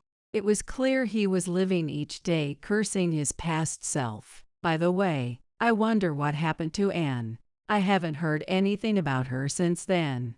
Anne seems to be in a tough spot too. I heard that her affair with Mike became known in the company, and people have been saying a lot of harsh things to her. She's been getting really cold stares, and it's been really hard for her. I bet she's struggling financially too. I made sure to ask for the same amount of compensation from Anne as I did from Mike. She probably can't buy the brands she loves so easily anymore. She must have had to give up many of her belongings to pay the compensation. Infidelity is something that's unforgivable for many people. Anne will continue to carry that responsibility. I hope she'll live the rest of her life regretting the mistake she made. After that, I spent some time focusing on myself. I learned new things, met with friends, and enjoyed my newfound freedom. I worked hard too. Having gone through those difficult days, I could feel how much I had grown as a person. One day, while I was at a cafe with Jane, she made a suggestion. A friend from school invited me to a party. Do you want to go too? Is it okay if I have a divorce in my past? It's fine. The friend who invited me has been divorced too. There's no problem. Then I replied, If that's the case, I'd love to go. I have no intention of saying that I would never marry again. I really love spending happy times with someone. I want to look ahead, not back, and pursue happiness. I'm ready to meet someone wonderful in the future and greet them with a sincere smile. Life is just beginning, and that's what I believe. I'm determined to live strong from here on out. Why? Why does Betty have to go through this alone? If this is what life had in store for her, it would have been better if she was never born. My mom, Gianna, crumpled to the floor beside me, screaming. Betty. My beloved only daughter. Just as my mom said, what purpose did Betty have for coming into this world? For such a short life filled with so much suffering. Where is God in all this?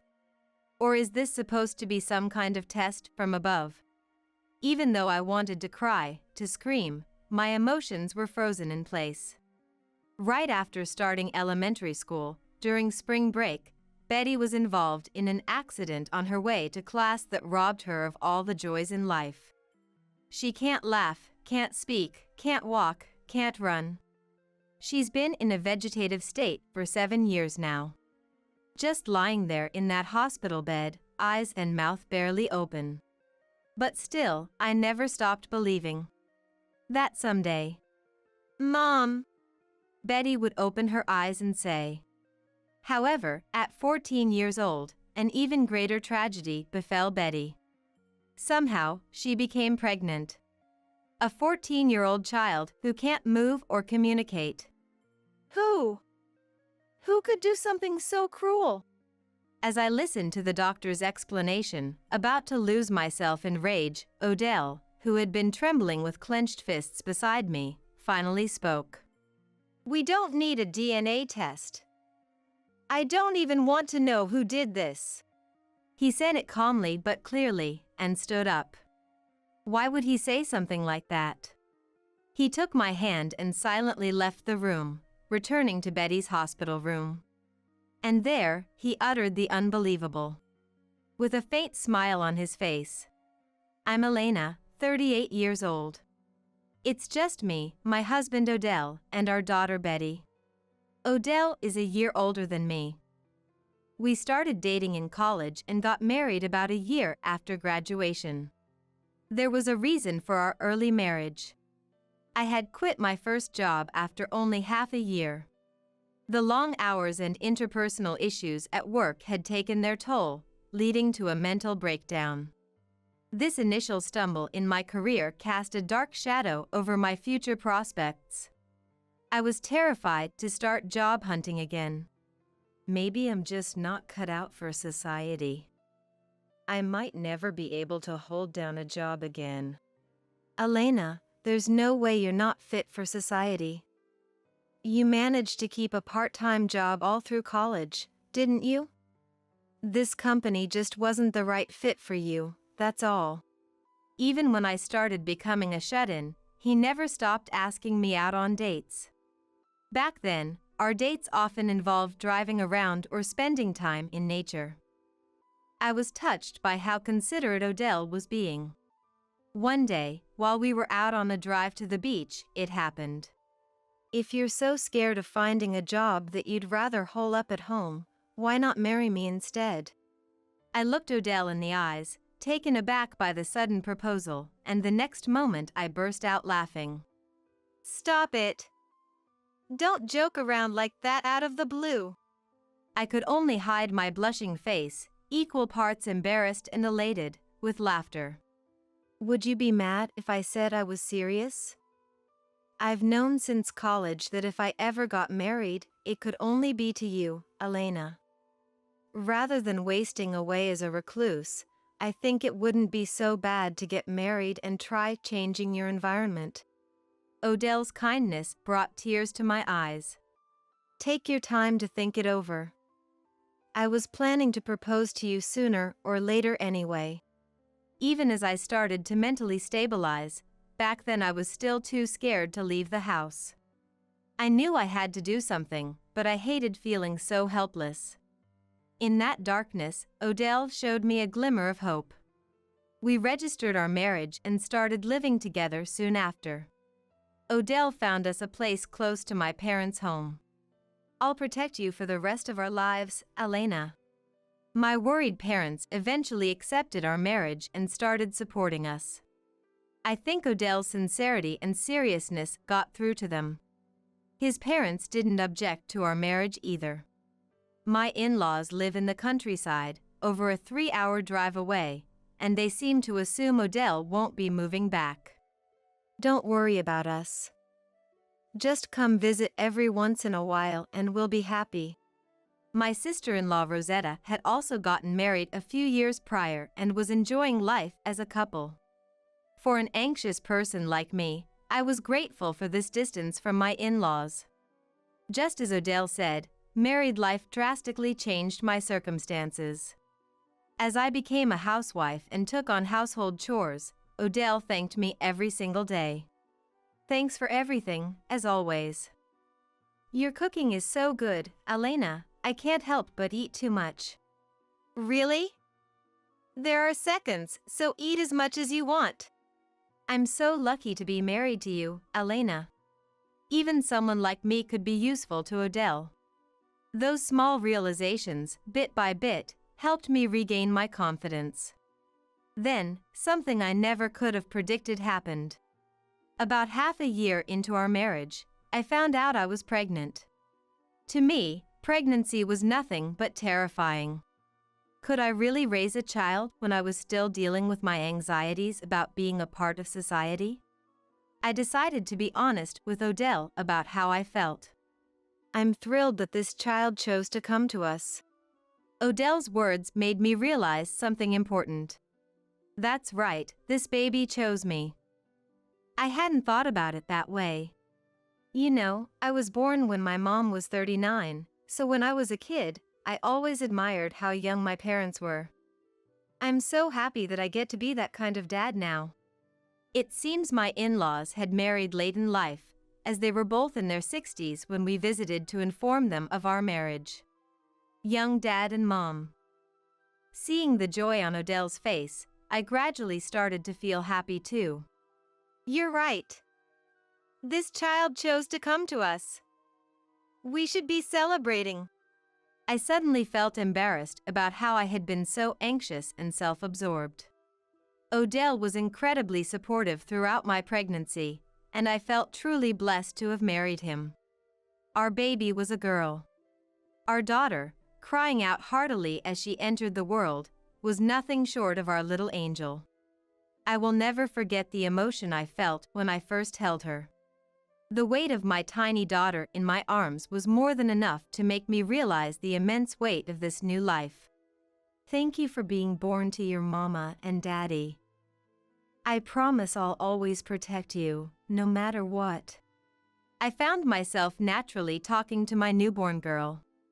I think it was my vow as a mother.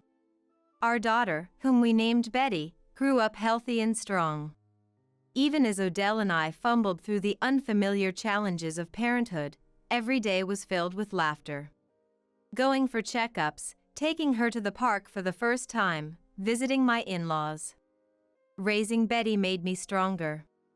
Then, when Betty turned 3, I started working the lunch shift at a nearby cafe.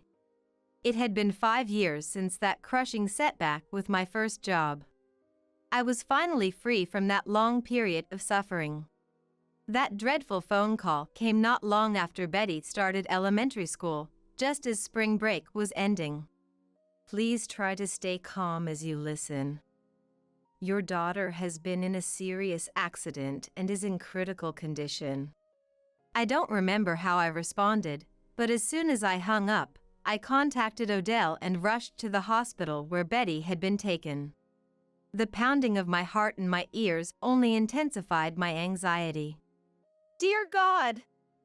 Please save Betty! When we arrived at the hospital, Betty was in the middle of emergency surgery. Odell, who had gotten there after me, found me sitting on the floor with my head in my hands and pulled me into his arms. It'll be okay. Betty is going to be just fine. It sounded like he was trying to convince himself as much as he was trying to reassure me. For what felt like an eternity, all Odell and I could do was wait silently in that waiting room for Betty's surgery to end. Finally, the surgery in progress light went out and the doctor emerged. Betty had narrowly escaped death but remained unconscious, her condition still critical. She's alive! In that moment, that was all that mattered, and I thanked God for it. As Odell supported my sobbing frame. Thank goodness. Oh, thank goodness. He too repeated over and over. In that moment, I truly believed those words. According to the police, the man responsible for the accident was in his 20s and worked at a restaurant. He had been drinking there until the early morning. Driving while intoxicated, he sped right into a group of elementary school students on their way to class. In his hurry to get back home, he had taken a back street through a residential area.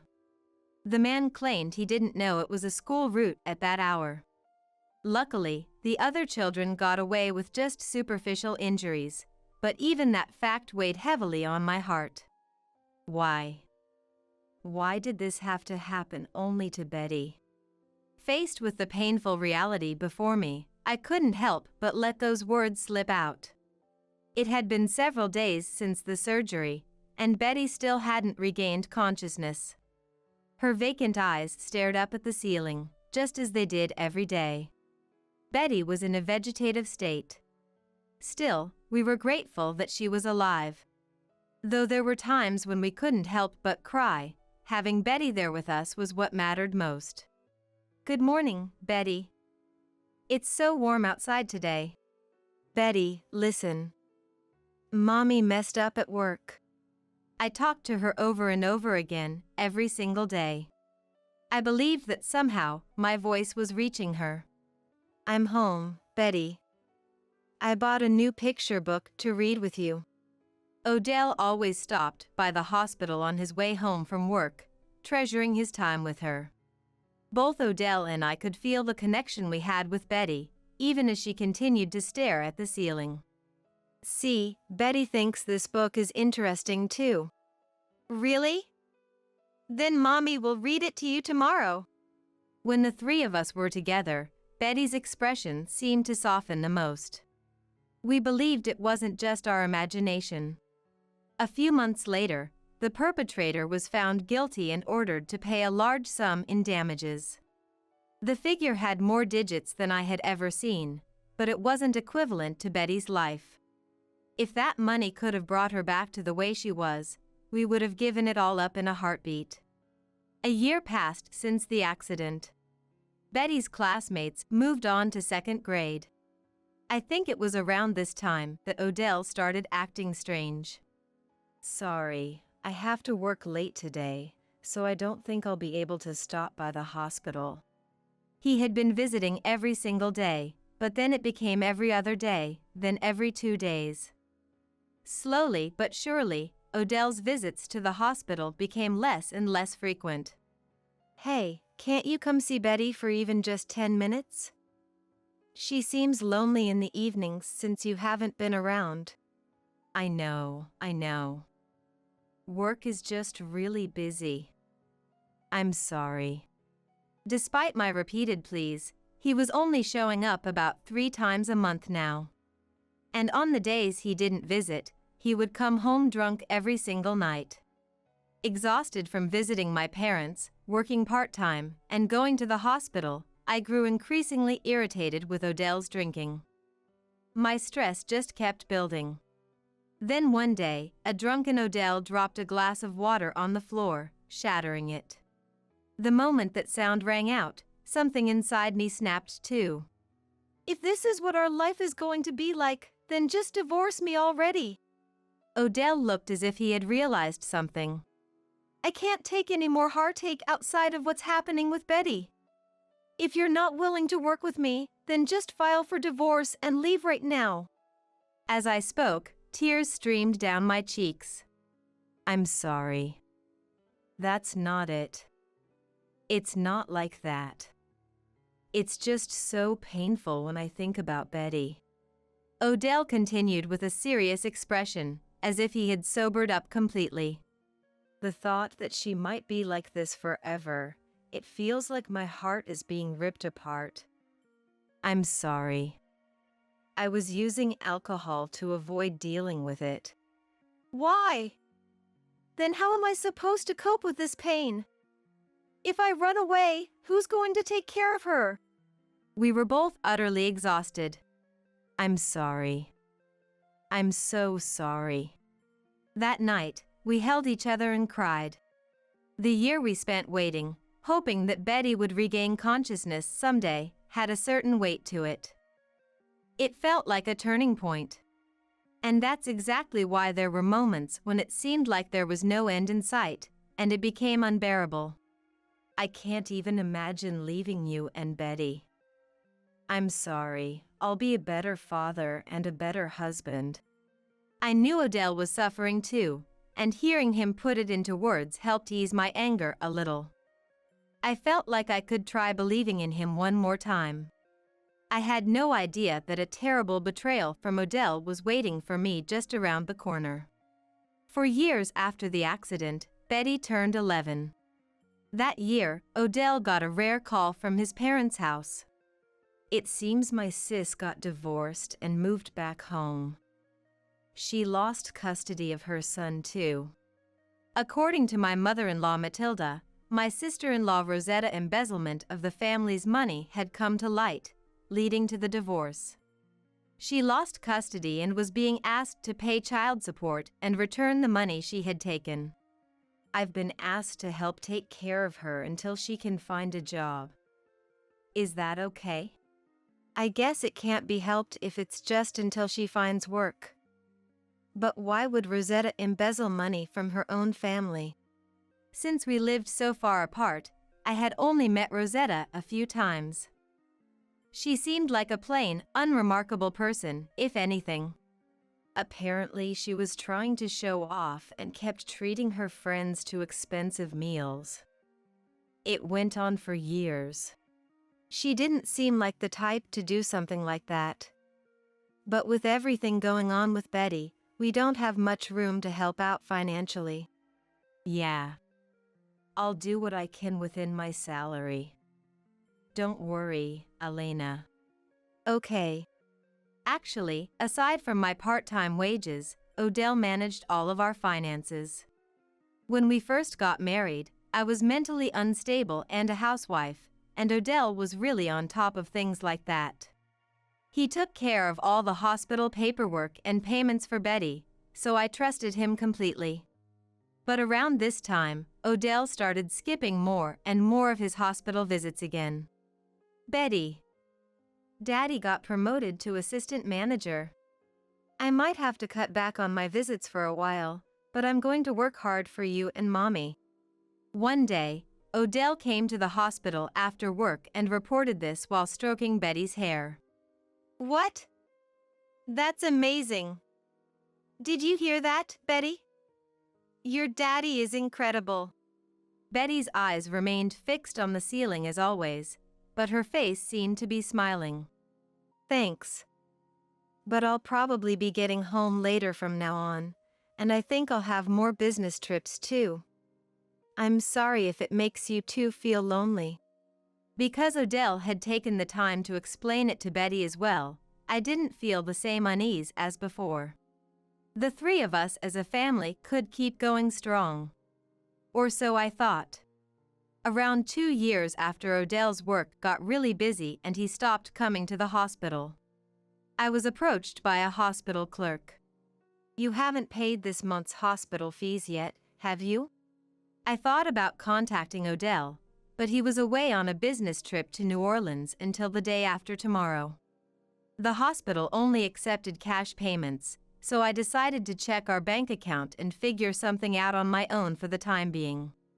I quickly found the transaction records for Odell's and my accounts, but I couldn't locate the statement for the account where the compensation money was kept. After searching the whole house, I finally found that statement in a drawer of Odell's desk. I casually checked its contents and was stunned by the balance shown there. The compensation money, which had been such a large sum, was now less than half of what it was.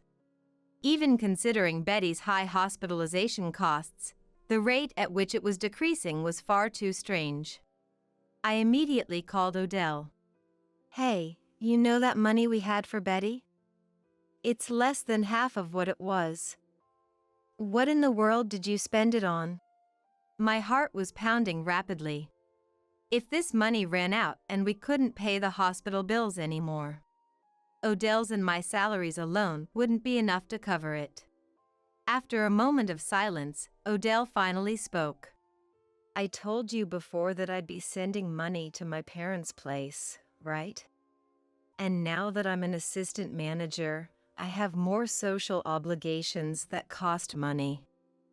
It can't be helped, can it? You're still sending money to your parents?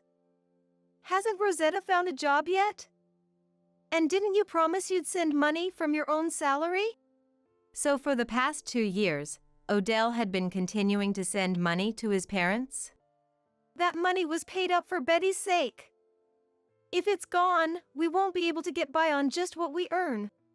Oh, shut up. There's still plenty left, it'll be fine. And it's not like we know how much longer Betty will even live anyway. What? I was shocked by Odell's words. Did he think Betty wouldn't just wake up, but that she wouldn't survive? Seeing me go silent, he seemed to realize he had said too much and sounded flustered. My salary has gone up too, so don't worry, it'll be okay. Anyway, I have to get back to work, so I'll talk to you later. With that, he hung up. It was the moment when my doubts about Odell began to sprout. I left the house with the passbook and cash card in hand, paid the hospital fees, and headed to my parents' house. To protect Betty's money, I had decided to leave the card with my mother. When I told Odell about the card after he got back from his trip, his face turned bright red and he flew into a rage. He knocked over the furniture in the living room and swept everything off the shelves. I had never seen Odell so enraged before. I need a distraction too, you know.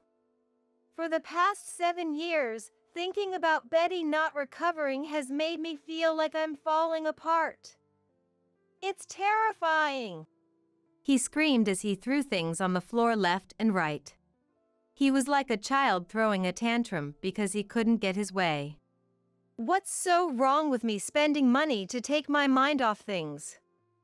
That money was supposed to include compensation for the family too, wasn't it? Is family just you? Have you ever considered my feelings? I've said this before, haven't I? When do I get to take a break? Stop only saying things that are convenient for you. Without waiting for Odell's reply, I stated clearly. I'll be managing Betty's money from now on. Got it? Odell, who had been silently glaring at me with clenched fists, let out a breath as if the energy had drained out of him. Oh, is that so? Fine then, I won't put a single cent into this house anymore. I'll send money to my parents and go out drinking with my cash.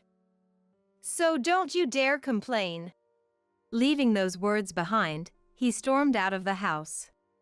From that day on, Odell truly stopped coming home. Unable to make ends meet with just my part-time wages, I consulted my parents and decided to move back in with them. It's okay. We'll support you and Betty. That's right. You've been trying too hard on your own. It wasn't until I reached this age that I realized just how reassuring a parent's love could be. Are you going to clear out the house? If you're getting a divorce, I'll find a lawyer for you. Thanks. But let me think about it a little more. There was something suspicious about Odell. Still, I wanted to avoid Betty waking up to find the home she remembered gone. That's why, even though neither Odell nor I were going back, we kept paying the rent. I still believed that someday. Mom, Betty would open her eyes and say that Odell would go back to being Betty's kind, loving daddy. Nearly 7 years had passed since the accident. Betty turned 14. Even without consciousness, her body continued to grow. The small frame that had belonged to a first grader stretched out, slowly transforming from a little girl to a young woman. Hey, Betty. If things had stayed the same, you'd be a middle school student in uniform by now. Would you have had your first crush? Or maybe you'd be going through a rebellious phase. As I spoke to Betty, I suddenly found myself unable to stop the tears. It had been 6 months. Odell hasn't visited her even once. Where did the gentleman who adored his daughter go? I felt like I was being crushed by an overwhelming anxiety. It happened one day when I went to the hospital after finishing my part-time job. As I lifted the hem of Betty's pajamas to wipe her body like usual, I felt that something was off. Betty's lower abdomen seemed to be bulging. With the nutrition being delivered through a tube in her stomach, Betty's thinness was pronounced when her pajamas were lifted. Because she was so skinny, the bulge in her lower abdomen bothered me immensely. She couldn't have gotten sick, could she? Worried, I immediately called for a nurse. After I explained the situation, the nurse quickly fetched the attending physician, but the test results were beyond anything I could have imagined. I called Odell right away. Please! Come to the hospital right now. Betty is... What's wrong with Betty? Betty is pregnant. There's a baby in her belly. As I broke down in sobs, unable to hold back. Got it. I'll be right there, just wait for me. Odell gently said. When it came to Betty, Odell would still rush over after all.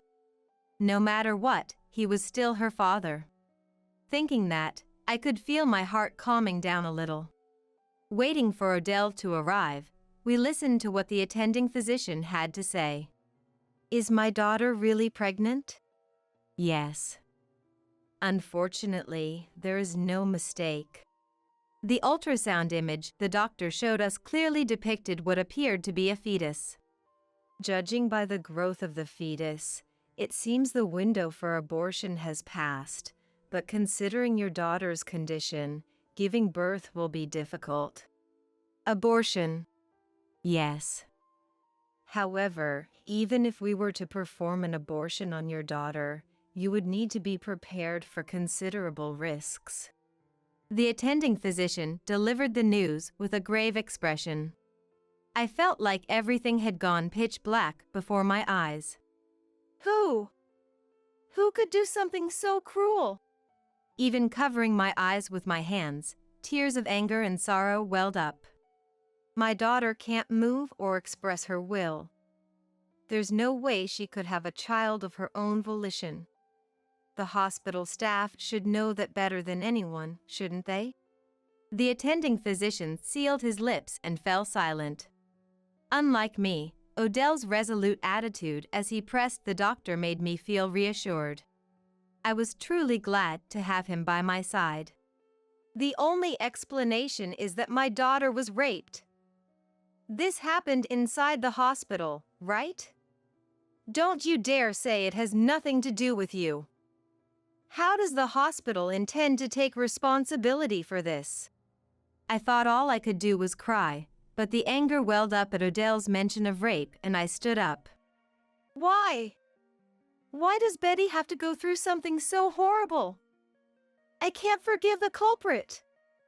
Do a DNA test or whatever it takes. Just find the perpetrator no matter what. As I pleaded through my tears, Odell embraced me and slowly sat me back down in the chair. Naturally, we will be reporting this to the police. Is that all right with you? Of course. I will report this to my superiors and we will handle the response going forward. The attending physician spouted the usual words of apology, even as he seemed shaken. When the conversation ended, Odell's fists were trembling with rage as I sat there in a daze. The hospital better show some sincere remorse. And, glaring at the attending physician, Odell said something unexpected. We don't need a DNA test. I don't even want to know who did it. Quietly but clearly, Odell declared this and stood up. We left the doctor's office in silence and returned to Betty's hospital room. Even as I felt reassured by Odell's presence, I couldn't stop thinking about his final words. As soon as the hospital room door closed, Odell uttered something unbelievable. Looks like we'll be getting more money coming in now. What? You know, the compensation money from the accident was running low, right? Now you can rest easy with this, can't you?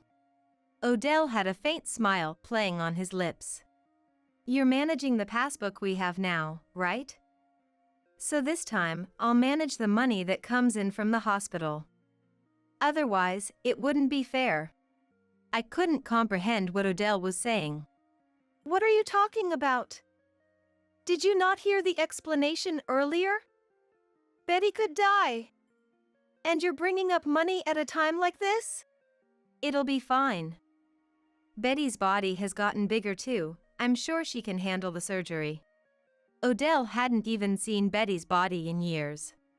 Surviving on the bare minimum nutrition, Betty had no physical strength left.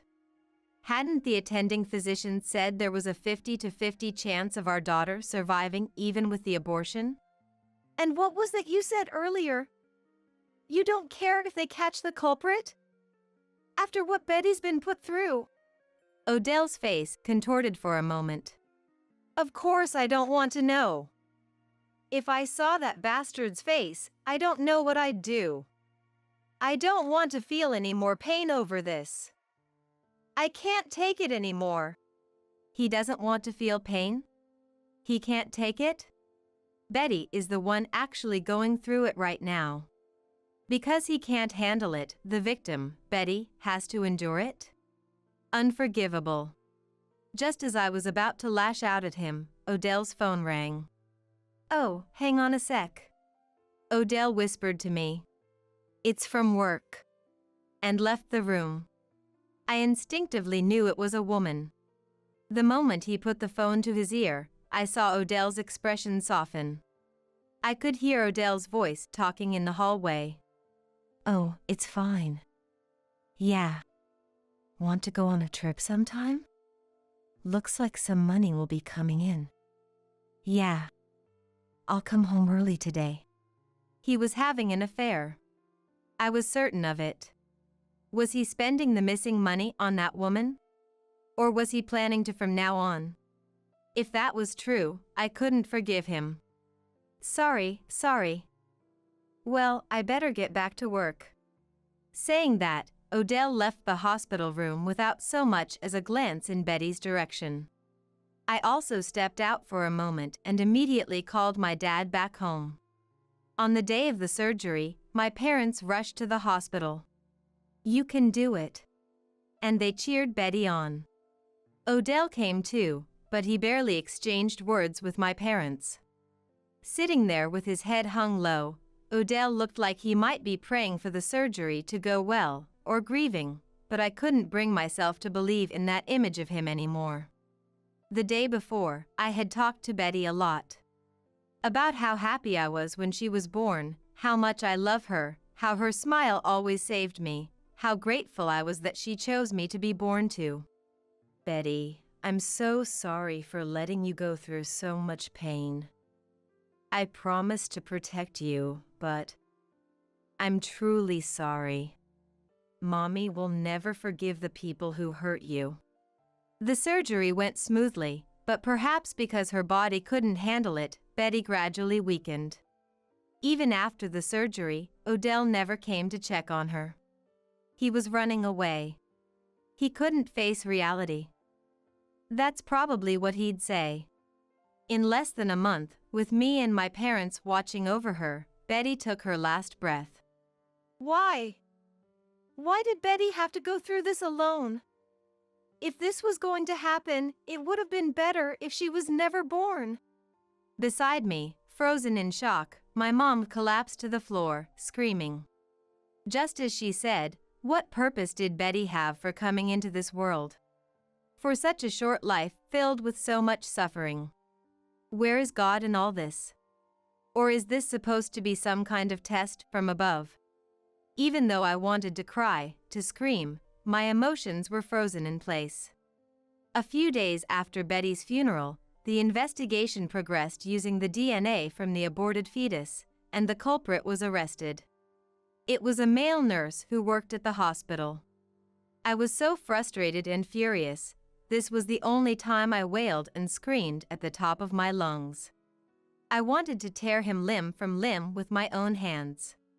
Maybe it was because I felt so strongly that I needed to atone for not being able to protect her. After I had calmed down, I brought up divorce with Odell. We decided to have our final discussion in the house where the three of us had lived together. I thought he would agree readily, but he resisted. No way! Why do we have to get divorced? Now that Betty's gone, we can finally go back to living a normal life. I couldn't believe he could say something like that so easily. Let's start over as a family from square one. Betty left us that money thinking about our future. The compensation money is Betty's final gift to us. What? It seemed Odell had said something he shouldn't have. The little bit of affection I still had for Odell vanished in an instant. Using Betty's money to start over as a family? For those words to even come out of his mouth, it's the lowest of the low. I know you've been having an affair. You're living with her now, aren't you? I have proof. What do you plan to do about her? The day Odell had smirked and said, "Money will be coming in again," I had asked my dad to hire a detective to investigate him. That's not it. That's just fooling around. It goes hand in hand with drinking. I was only doing it to distract myself from the unbearable pain. I'll break it off right away. It's not serious. For fooling around, it's been going on for 3 years. I had your finances looked into as well. Until I took away the passbook, Odell had been sending $2,000 to his parents' house. Rosetta still isn't working, is she? After everything Betty did for her, did you see how much money your parents sent? $300. $300. Odell was flustered. He probably thought the details wouldn't be noticed since he was withdrawing in lump sums. I got a call the other day. They said only $1,000 was transferred this month. That it wasn't enough to cover the child support for Rosetta's kid. In addition to sending money to his parents, it seems Odell had also been covering the child support and the money Rosetta had been ordered to pay back. I thought, they're family, so I have to help. Betty's money is the family's money too, so I figured a little bit would be okay. I let out a deep sigh. He had even rented a room for his mistress. Now he's paying for her living expenses too. What else could I do? She saved me. She supported me. She was my only escape. When I gave her money, she was happy and relied on me. It's because I had that I was able to face reality. Odell's excuses infuriated me. What? You weren't facing anything. You didn't visit Betty because you felt guilty, right? You were running away from her because you were scared to face her, weren't you? But I really did love Betty. That's absolutely not a lie. I know that. Of course that's true. Maybe Odell's heart had already broken sometime during these 7 years. Maybe my heart is broken too. Even so, as her father, I wanted him to stay by her side until the very end. You're weak and you're a coward. When things got tough, you ran away on your own, and now that she's gone, you think you can go back to your life before? No way, you coward. I will never forgive you. In front of Odell, who hung his head as he cried, I silently placed the divorce papers. And then I left the house where we had been paying rent all this time. Later, after getting a lawyer and talking with Odell again, the divorce was finalized. Odell agreed to deduct the compensation from the divorce trial and the money he had personally embezzled from the division of assets. Of course, I also made sure his mistress had to pay compensation. In the end, it seems Odell paid for his mistress's share as well. I believe my revenge against Odell was accomplished when our divorce was finalized. If Odell had truly faced reality and gone on to start a new life with his mistress, I was ready to forgive him for that.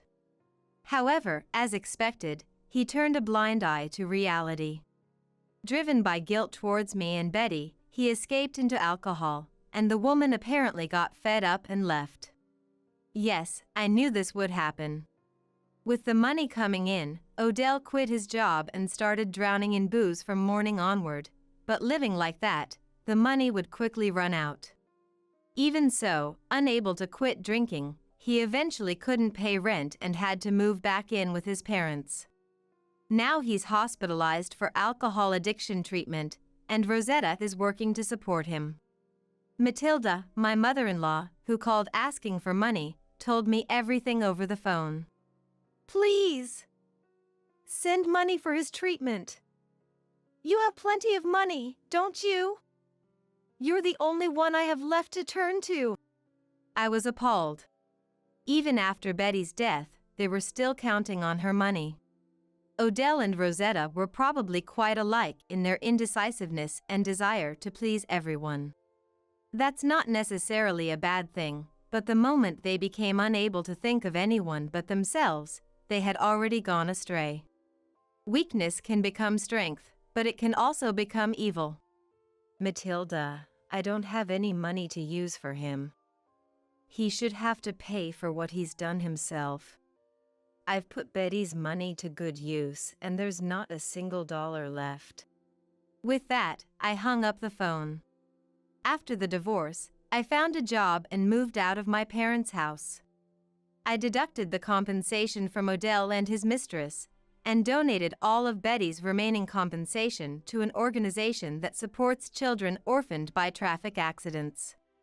Even now, I sometimes think about what Mom said in that hospital room. Would it have been better if Betty hadn't been born? I don't think I can say that for certain. That's something for Betty herself to decide, and no one but Betty has the right to declare that she was unhappy. I am so grateful to have met Betty. The time we spent together was irreplaceable, and it taught me so much. With Betty's lessons in my heart, I intend to keep living while acknowledging my own weakness and facing reality head-on. Unfortunately, we don't need someone with a disability. Do your best to live on your own. What is this? There was a piece of paper on the table. It was addressed to me. Unlike my sister Chloe, I was born with no control over my legs. It must have been troublesome for them. Then, my smartphone rang. It was a call from my dad. Hello? Is that you, Brittany? Did you see the letter? I saw it, but... Well, that's how it is. Goodbye. Wait a minute.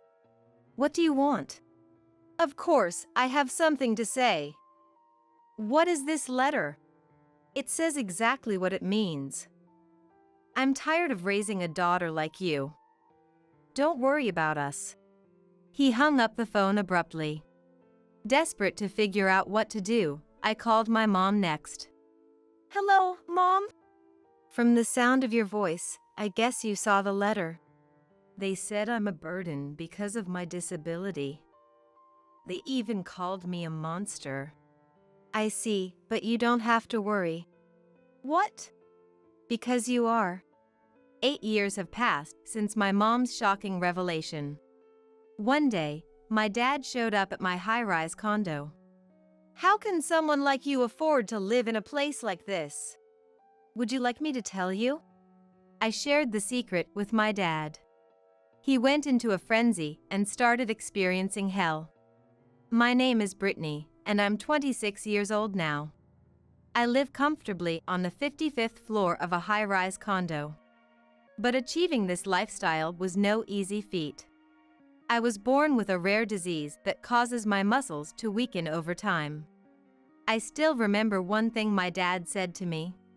I think it was when I was in kindergarten. Why were you born this way? Isn't this your fault? What? Chloe was born without any problems. Chloe is my sister, 2 years older than me. I was listening to my parents' conversation from the living room. My room was next to the living room, so I could hear everything. Even though I was young, I understood that they were complaining about me. You don't have to say that. Then you take care of her from now on. That's not fair. I'm leaving it up to you. I quietly pulled the comforter over my head. From that day on, their attitude towards me became noticeably harsher. Even when I spoke to them, they wouldn't give me a proper response. It was because I was born with a disability. Since then, my mom has always tried to be considerate so that I wouldn't worry. However, despite everything, I did what I could on my own, and I never felt sorry for myself because I was born this way. I think Chloe's influence played a big part in that. Sorry, I overslept a bit because I stayed up late last night. It's okay. I managed to get dressed halfway. I'll help you. It's fine. You need to get ready first, Chloe. Since I started elementary school, Chloe had been helping me with my morning routine. Dad didn't approve of Chloe helping me and would complain. How long are you going to keep doing this? I'm almost done. Brittany can do it herself. Come on, you can do it, right? Yeah. While I was getting dressed, Chloe would sneak in to help when Dad wasn't looking. Sorry about earlier. It's okay. I can't keep troubling you, Chloe. Then Chloe hugged me. Why all of a sudden? I'll protect you, Brittany. Then I'll do my best to protect you too, Chloe. I felt our bond as sisters grow stronger. We tried not to talk much in front of Dad. We thought if he saw us getting along well, he would say something. I'm off to work. Okay. Have a good day. Dad would sometimes go to work even on his days off. Those days were like heaven for me. Normally, if I played games or something, he'd get irrationally angry and tell me to stop. Since Dad's not here today, let's play a lot. Is that okay? Sure, but don't overdo it. I know. Then I enjoyed playing games with Chloe in the living room. It must have been about 2 hours later. Mom had gone shopping at this time. I heard the door open and thought Mom had returned. What are you doing? Dad's voice made me turn around. Dad, why are you here? What about work? I forgot something, so I came back. Where's Mom? She's out shopping. So, what are you two doing? Tell me. Looking into Dad's eyes, I felt paralyzed with fear. It felt like my whole body turned to stone. Chloe noticed and tried to protect me. We were playing a game. But it was my idea to invite Brittany. It's not her fault. Really? Yes, really. However, as Dad pulled Chloe's arm, I feared she might get hit. Overwhelmed with a sense of duty to protect Chloe, I spoke up. It was me. I wanted to play. What? So, please don't hit Chloe. So it was you. Go to your room. Yes. I obeyed and headed to my room. At least the house was built to be wheelchair accessible. From my room, I heard Dad yelling. I cursed my helplessness. As I pondered, the door opened. I tensed, thinking it was Dad, but it was Mom. Are you okay? I'm fine. What about Chloe? She's fine. I tried to head to the living room. Where are you going? I need to help Chloe. Really, it's okay. If you go, Dad will just get angrier. Okay, I'll stay here. Mom was right. If I went, it might make things worse. I decided to trust Mom's assurance. I'm sorry. I should have been stronger. Dad was a domineering husband, and Mom was doing her best to avoid provoking him. It's not your fault. Thank you for everything. After a while, Chloe came to my room. Chloe! Dad's gone to work, so it's okay now. Did he say anything to you? Yeah, a little. But don't worry about it, Brittany. I'm fine. No matter the situation, Chloe always smiled. Despite going through the same hardships, she remained strong. Mom also stood between Dad and me, shielding me from his rage. I was always being helped. Determined not to burden them, I tried to find ways to help myself. Things changed when Chloe entered middle school. She started distancing herself from me. She used to help with daily tasks like dressing and bathroom needs. But as she got busier with sports and friends, I understood it couldn't be helped. I thought I just needed to endure it. I need to try harder. By then, my hands had also weakened, making it difficult to hold heavy objects. But I didn't give up. One day, I was organizing my room, putting away books from a shelf. That's when it happened. As I grabbed the shelf, it wobbled, and things started falling around me. Ouch. I need to pick this up quickly. However, because I was sitting in my wheelchair, I couldn't reach down to pick things up. As I struggled desperately, the door was thrown open. What's all this noise? What the hell is going on here? This was the worst. The last person I wanted to see this mess was Dad. Well, this is… I tried to say something, anything, but the words wouldn't come out right.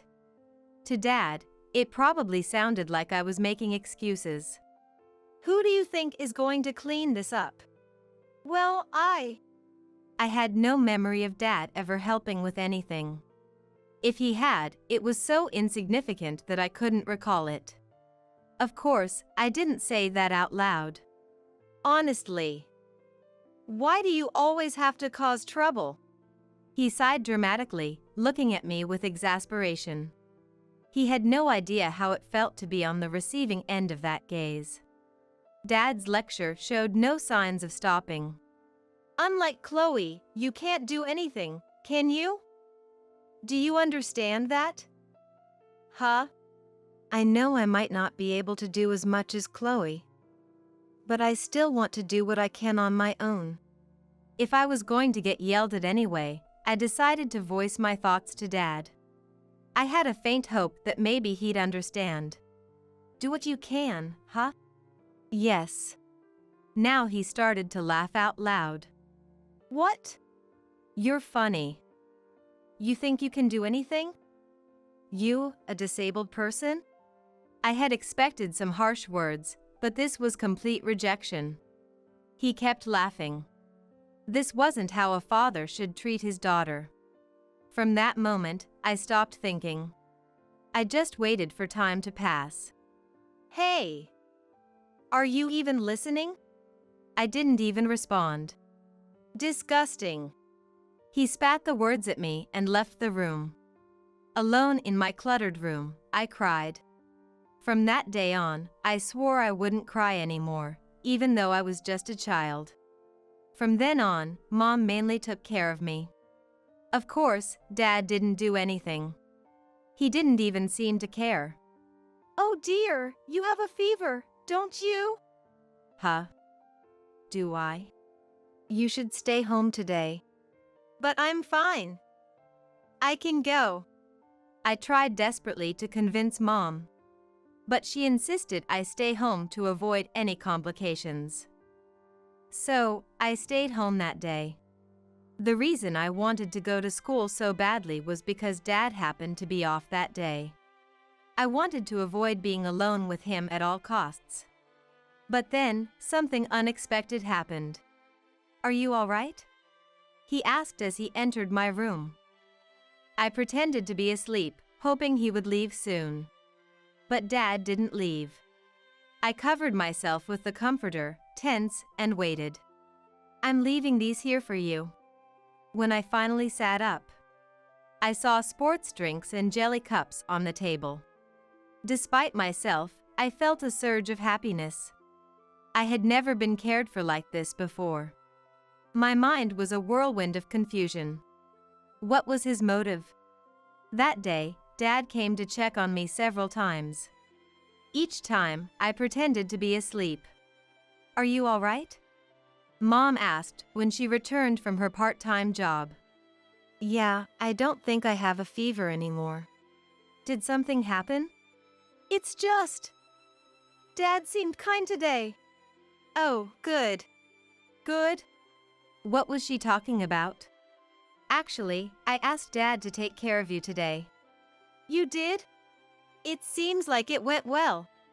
Well, he didn't really talk to me, but I was surprised. I gave him a stern talk. I hope he'll be kinder to you now. I felt conflicted.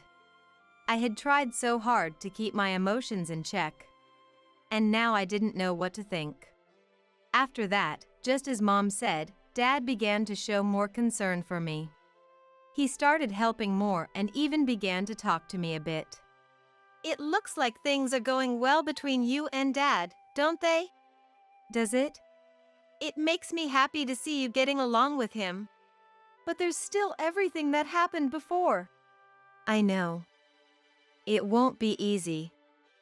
Honestly, I'd love to spend more time with you, too. It's okay, I said quickly, giving Chloe a smile. I hoped my relationship with Dad would continue to improve. However, when I started middle school, Dad's attitude toward me became stricter. I understood why. It was because Chloe had important exams coming up. I thought I could deal with it for that reason, but then I realized there was more to it. "I need to go to the bathroom," I told Dad. I could manage it on my own, but I chose to ask him on purpose. "I'm busy right now. I can't help you."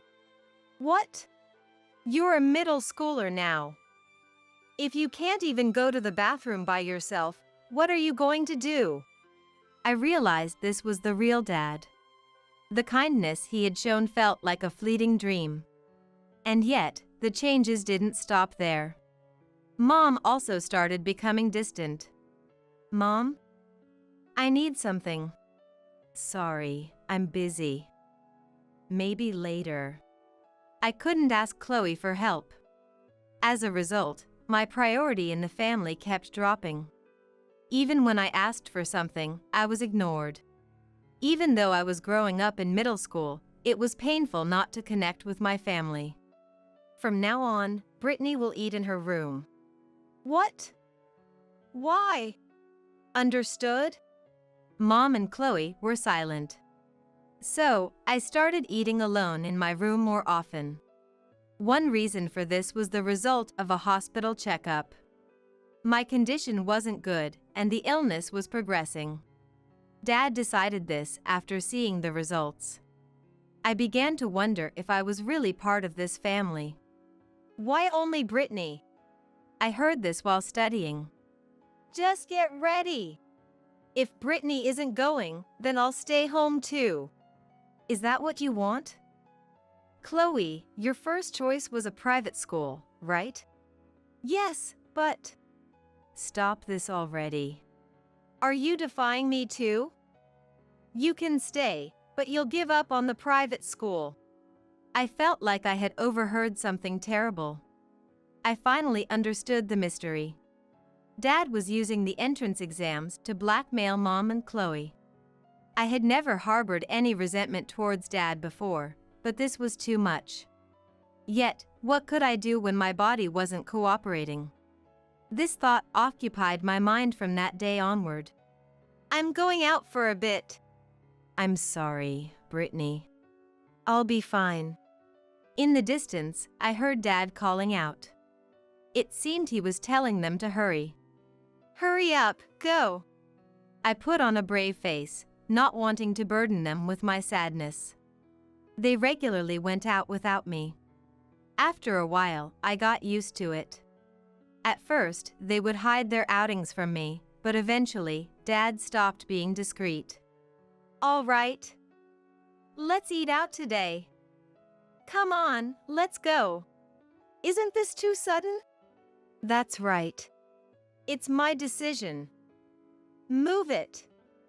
Oh, and Brittany, you stay home.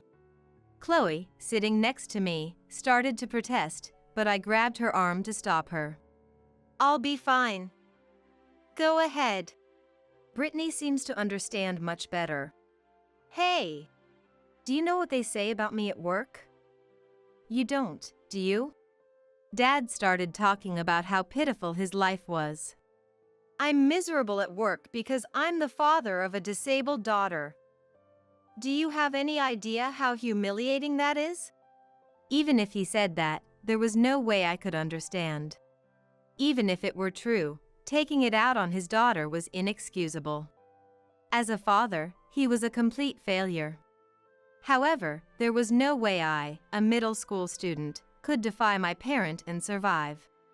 Especially in my case. I needed a wheelchair to move around, and having support made a huge difference. I'll manage on my own. It's okay. Mom and Chloe looked at me with concern. Besides, if I go with you, I'll just be a burden, and people will stare, right? Chloe didn't seem entirely convinced by my words, but she went out with our parents. It was wise not to defy Dad in his current state. I thought it was a prudent decision. Even after I entered high school, Dad's attitude towards me remained unchanged, but then something happened that made all the previous incidents seem trivial. What should I do? I watched my family leave and returned to my room. I couldn't help but wonder how long I would be trapped in this life. It happened during the summer break of my 3rd year in middle school. I'm sorry, but can you take care of Brittany for 3 days? Aren't you coming with us?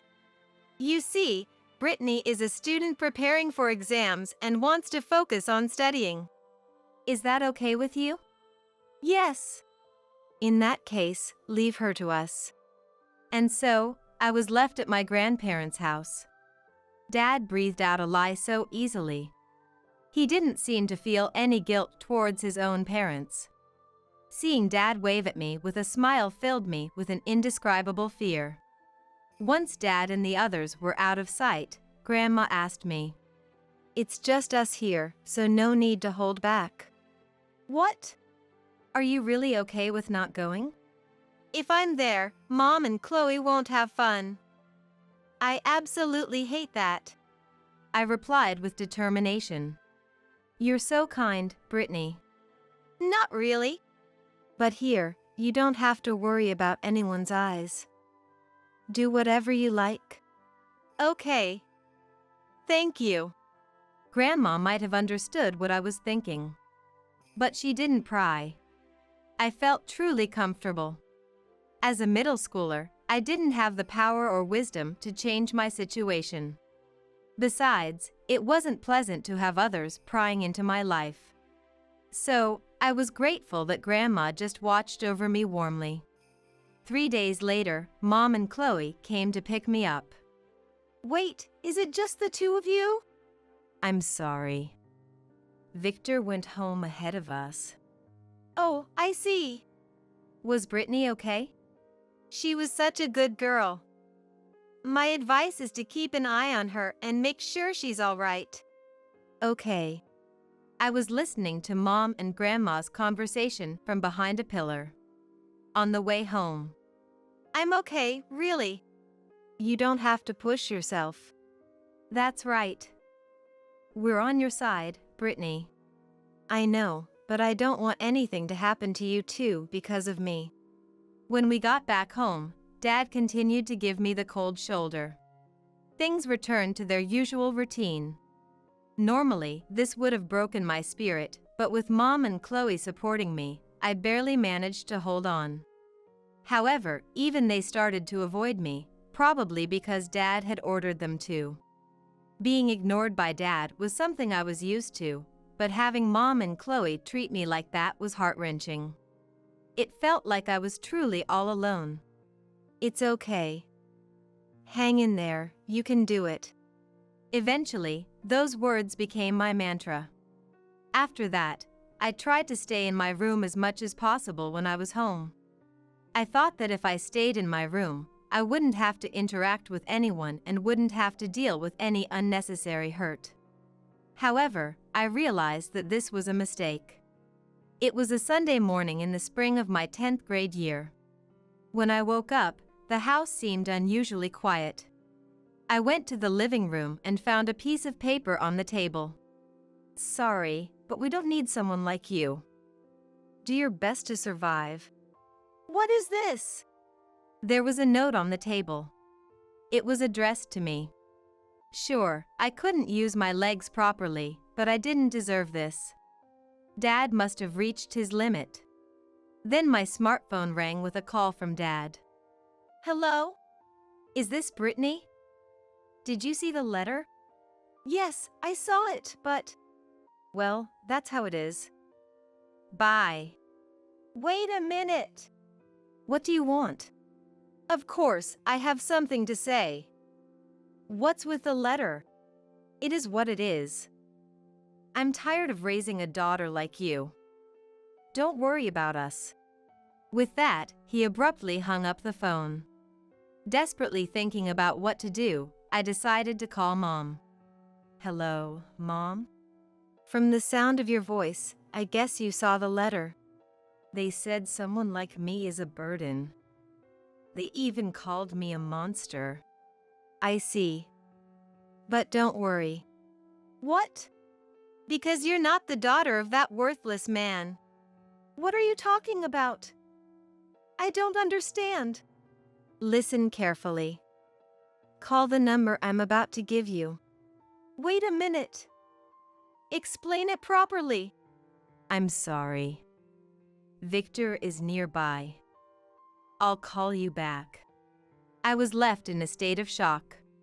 If what Mom was saying was true, then what does it mean that I'm not Dad's child? I couldn't find an answer no matter how much I thought about it, so I called the number Mom gave me. The person who answered the phone introduced himself as a lawyer. His name was Mr. Williams. Mom told me to call you. Yes, I understand. I'd like to discuss things further with you. So, I went to the lawyer's office as directed. There, I learned the meaning of Mom's words. And I found out about my true birth. At first, I was in complete disbelief, but it seemed that Mom and Chloe had kept it hidden for my sake. After that, I started living on my own. Thanks to Mr. Williams, I was able to live comfortably. 8 years quickly passed since Mom's revelation. And in these 8 years, there were some happy moments too. Chloe graduated from college and started living on her own. Chloe? What's up? Sorry for the sudden call. It seems Dad found out where you live. What? Oh, and just so you know, neither Mom nor I said anything to him. I understand. Actually, even after living separately, Chloe and Mom kept in touch with me. Of course, they kept it a secret from Dad. So, does that mean he's coming here? Probably. I see. All right, it's time for some payback, don't you think? What? I'm able to live like this because of you and Mom, right? That might be true, but... So, let me repay you a little. And there's the matter with Mom too. That's true. I did leave the house in a hurry.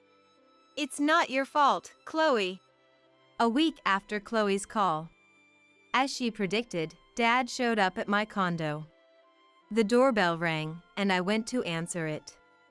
Hello? It's been a while, Brittany. What are you doing here? How can a cripple like you afford to live in a high-rise condo like this? Well, why don't you tell me?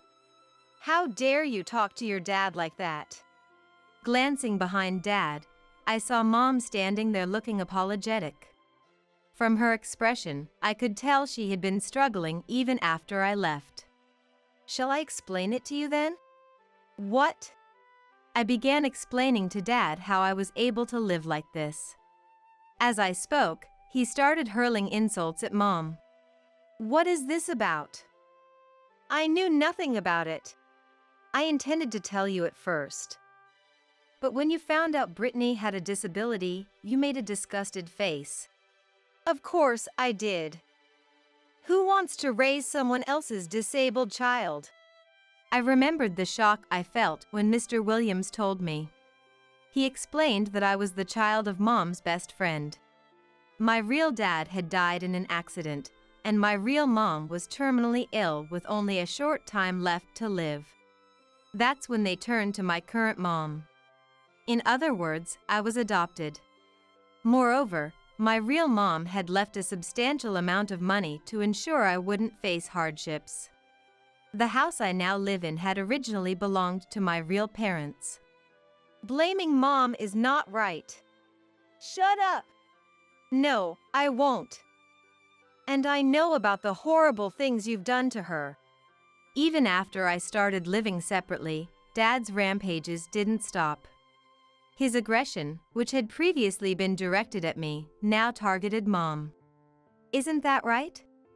I looked to Mom for agreement. She nodded quietly. You have no proof. None. What if I said I do?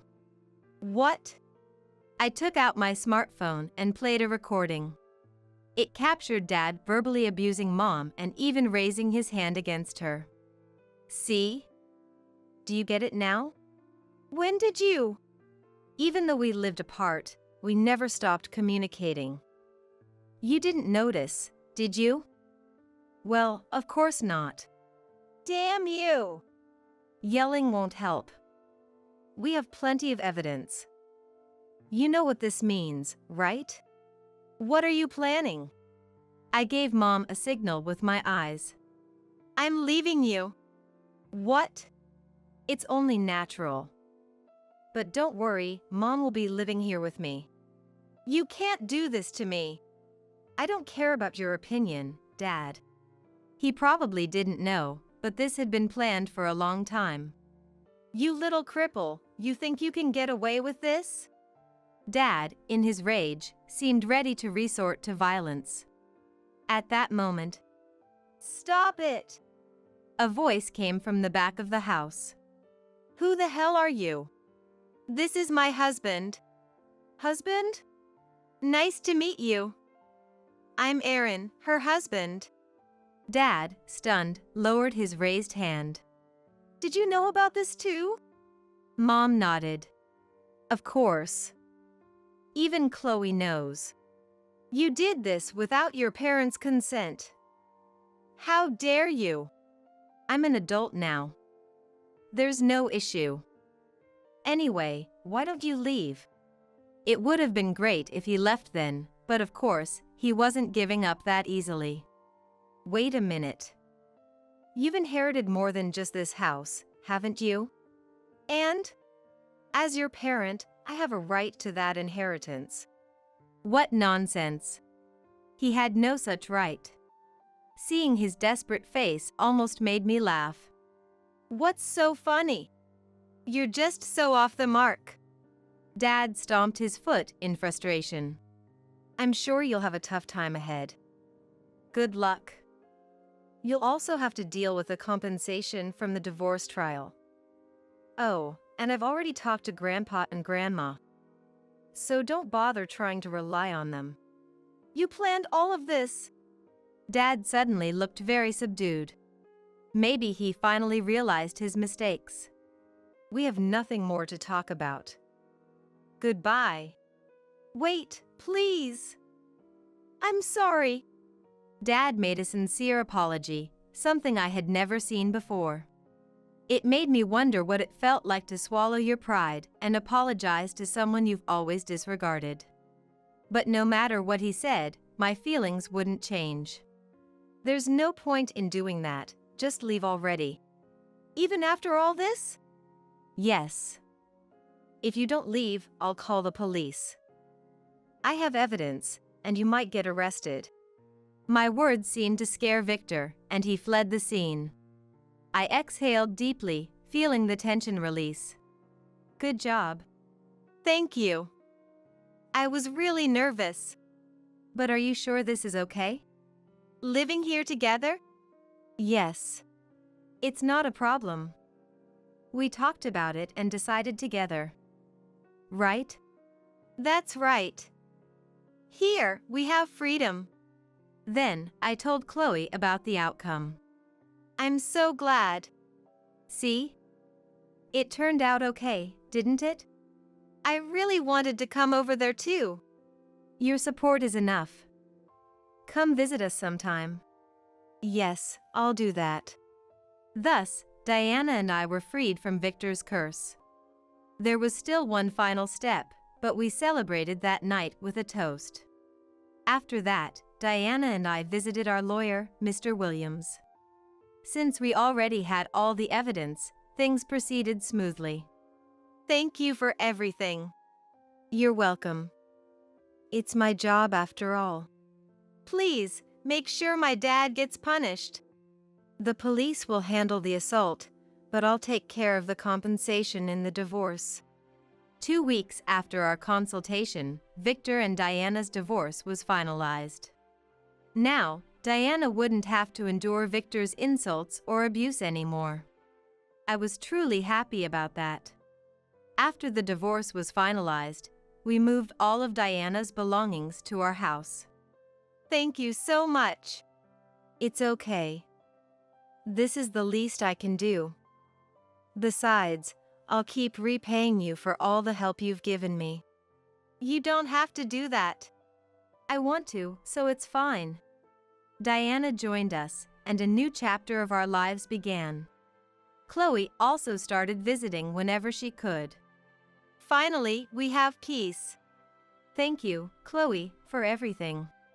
Of course. Even though we're not blood related, Brittany, you're my only precious sister. Yes. I noticed Diana had a concerned look on her face. What's wrong? Oh, it's a call from Victor. A call? Let me see. I took Diana's smartphone and answered the call. I was wrong. Please come back. Diana is not coming back. Is that you, Brittany? I was not myself before. Please give me another chance. Sorry, that's impossible. Don't call again. I hung up and blocked his number, then returned the phone to Diana. Was everything okay? Absolutely. So, don't worry. Apparently, Victor quit his job. I don't know what happened after that. He must be living alone somewhere. But it doesn't matter where he is or what he's doing anymore. On the other hand, we are enjoying happy days together as a family. I've never felt this liberated in my life. I want to continue walking a happy path with my family. Tomorrow, my husband, Carlos, will be coming back home. I needed to check his fishing gear, so I went into the garage. It was so hot that I thought I might faint if I didn't hurry while looking for the fishing equipment. Then it happened. There was a bang, and the garage door slammed shut. I was startled and turned towards the door in the pitch-black garage. I tried pushing the door, but it wouldn't open, probably locked from the outside. Sweat poured down my face as panic set in. Carlos's stepchild, Leah, must have been waiting for me to go into the garage. After all, she never opened up to me and only ever caused trouble. "Hey, what are you doing in there?"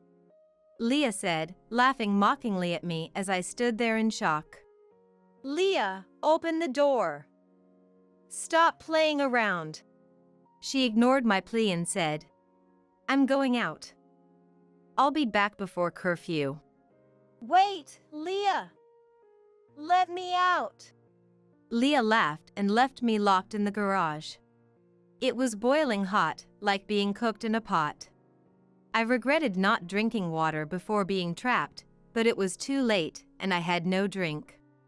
What should I do? I left my smartphone outside, so I couldn't call anyone. Sweat was pouring down, draining the water from my body. I couldn't believe she would do something so dangerous. Time dragged on in the scorching heat. The temperature kept rising. I felt sad, thinking that all my efforts to be a good mother had been in vain. Did I make a mistake marrying Carlos? The heat made my head feel faint. If I stayed in the garage any longer, I would collapse from heatstroke.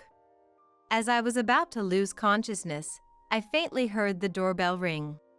Someone was there. I mustered my last bit of strength to pound on the door and shout. It was Carlos's old friend, Mike, a police officer, who had rung the bell.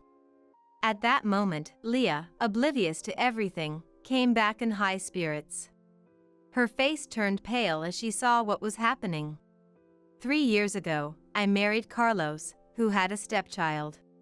It was a marriage with some uncertainty, but from the outside, we looked like a happy family of 3. Of course, I was eager to get along with Leah, but to her, I was a stranger. Leah adored her father. It's common for girls to have a crush on their dads, especially since they had been living alone together, supporting each other. Their bond was naturally deep. Carlos doted on his daughter and was incredibly indulgent. Sometimes it seemed too much. But I married him because we loved each other, and I believed in our mutual affection. I wanted us to live happily as a family and be accepted by Leah. However, my efforts were in vain, and Leah only caused trouble and never opened up to me. You're just a stand-in for Mom. Lee's words were like poison, and they hurt. Sometimes, I felt jealous of his affection for his daughter. Why did he marry me? Wasn't his daughter enough? These silly thoughts would torment me. Just as my faith in our bond wavered, Carlos was assigned to work alone. Every day, Lee's words, calling me a substitute, fueled my anxiety. Of course, he loved his previous wife, but that was in the past. Now, he loved me. I kept repeating this mantra to myself. Hoping to bond with Leah, I thought giving her a gift might make her happy. So, I bought a blouse from her favorite brand that Carlos mentioned. It was a cute blouse that I thought would suit her, but she threw it in the trash right in front of me. Heartbroken, I turned to Carlos, but he brushed it off, doting on his daughter. Leah has strong preferences, she just didn't like it. He didn't see it as harassment. Leah acted sweet around Carlos, hiding her behavior towards me. He couldn't believe good Leah would do such things. I realized I couldn't rely on him. I had to handle this myself. I'm an adult, and I need to correct a child's bad behavior. Resolute, I decided to confront Leah. She continued to spew venom at me, fueling my anxiety about Carlos's absence. Still, I managed to keep myself composed, responding with a smile. I had decided to only scold her if she did something truly wrong. However, my attitude only emboldened her. Complaining about the food or leaving the lunch I made early in the morning untouched was still manageable. But then there were filthy socks, so dirty I wondered where she found them, and trash scattered all over the room. It was like dealing with a mischievous child. I was constantly cleaning up, every day felt like a battle. But this wasn't something to scold her for.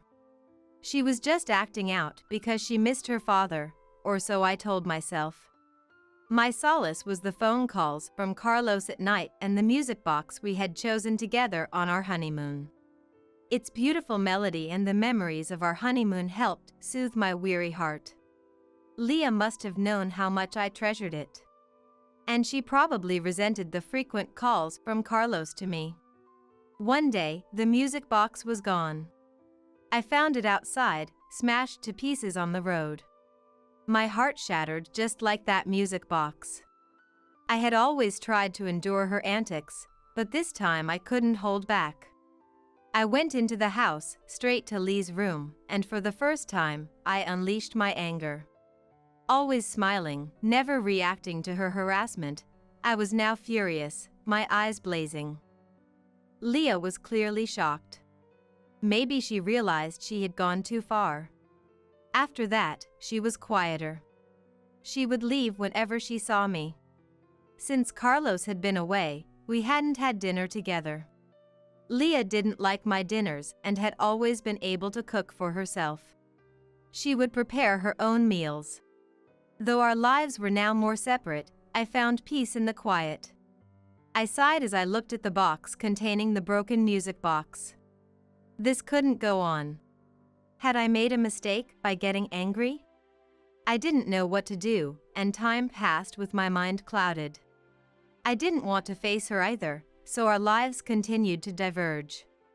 The relentless heat wave made the air conditioner run at full blast every day. I thought I'd finish my shopping early in the morning and return home. Even in the morning, it wasn't cool. I came back drenched in sweat and quickly put away the groceries. Tomorrow, Carlos would be home. I needed to check his fishing gear, so I went into the garage. It was so hot that I thought I might faint if I didn't hurry while looking for the fishing equipment. Then it happened. There was a bang, and the garage door slammed shut.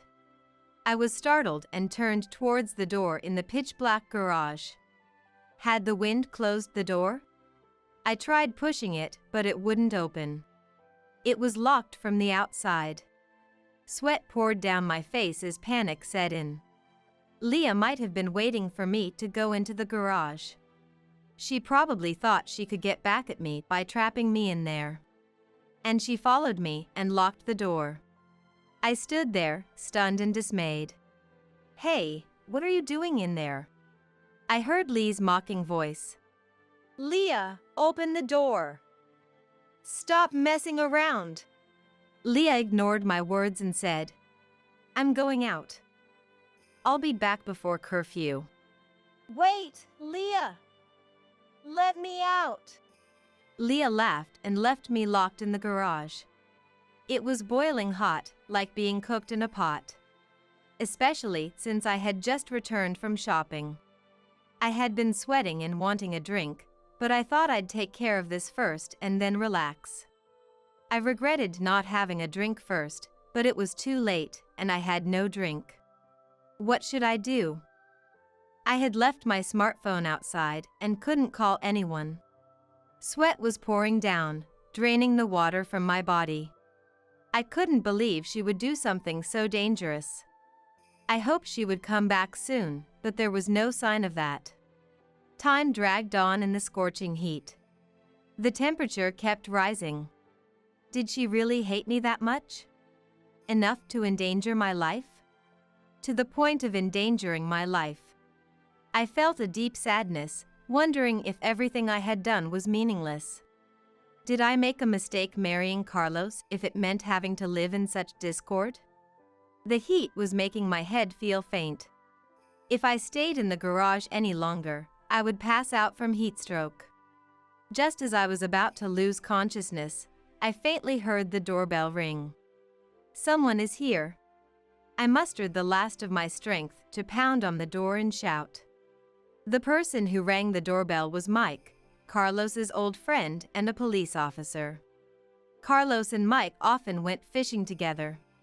Mike had gotten the date wrong for Carlos's return. So he had come to pick up him for another fishing trip. When he got no response to the doorbell, he assumed Carlos was preparing the gear and decided to check. Mike, knowing where the fishing equipment was stored and where the garage was, went straight to it. Luckily, Carlos's favorite fishing gear was in the garage where I was trapped. Mike, hearing my desperate cries for help, rushed to unlock and open the door. As the door opened, I collapsed on the spot. Francine!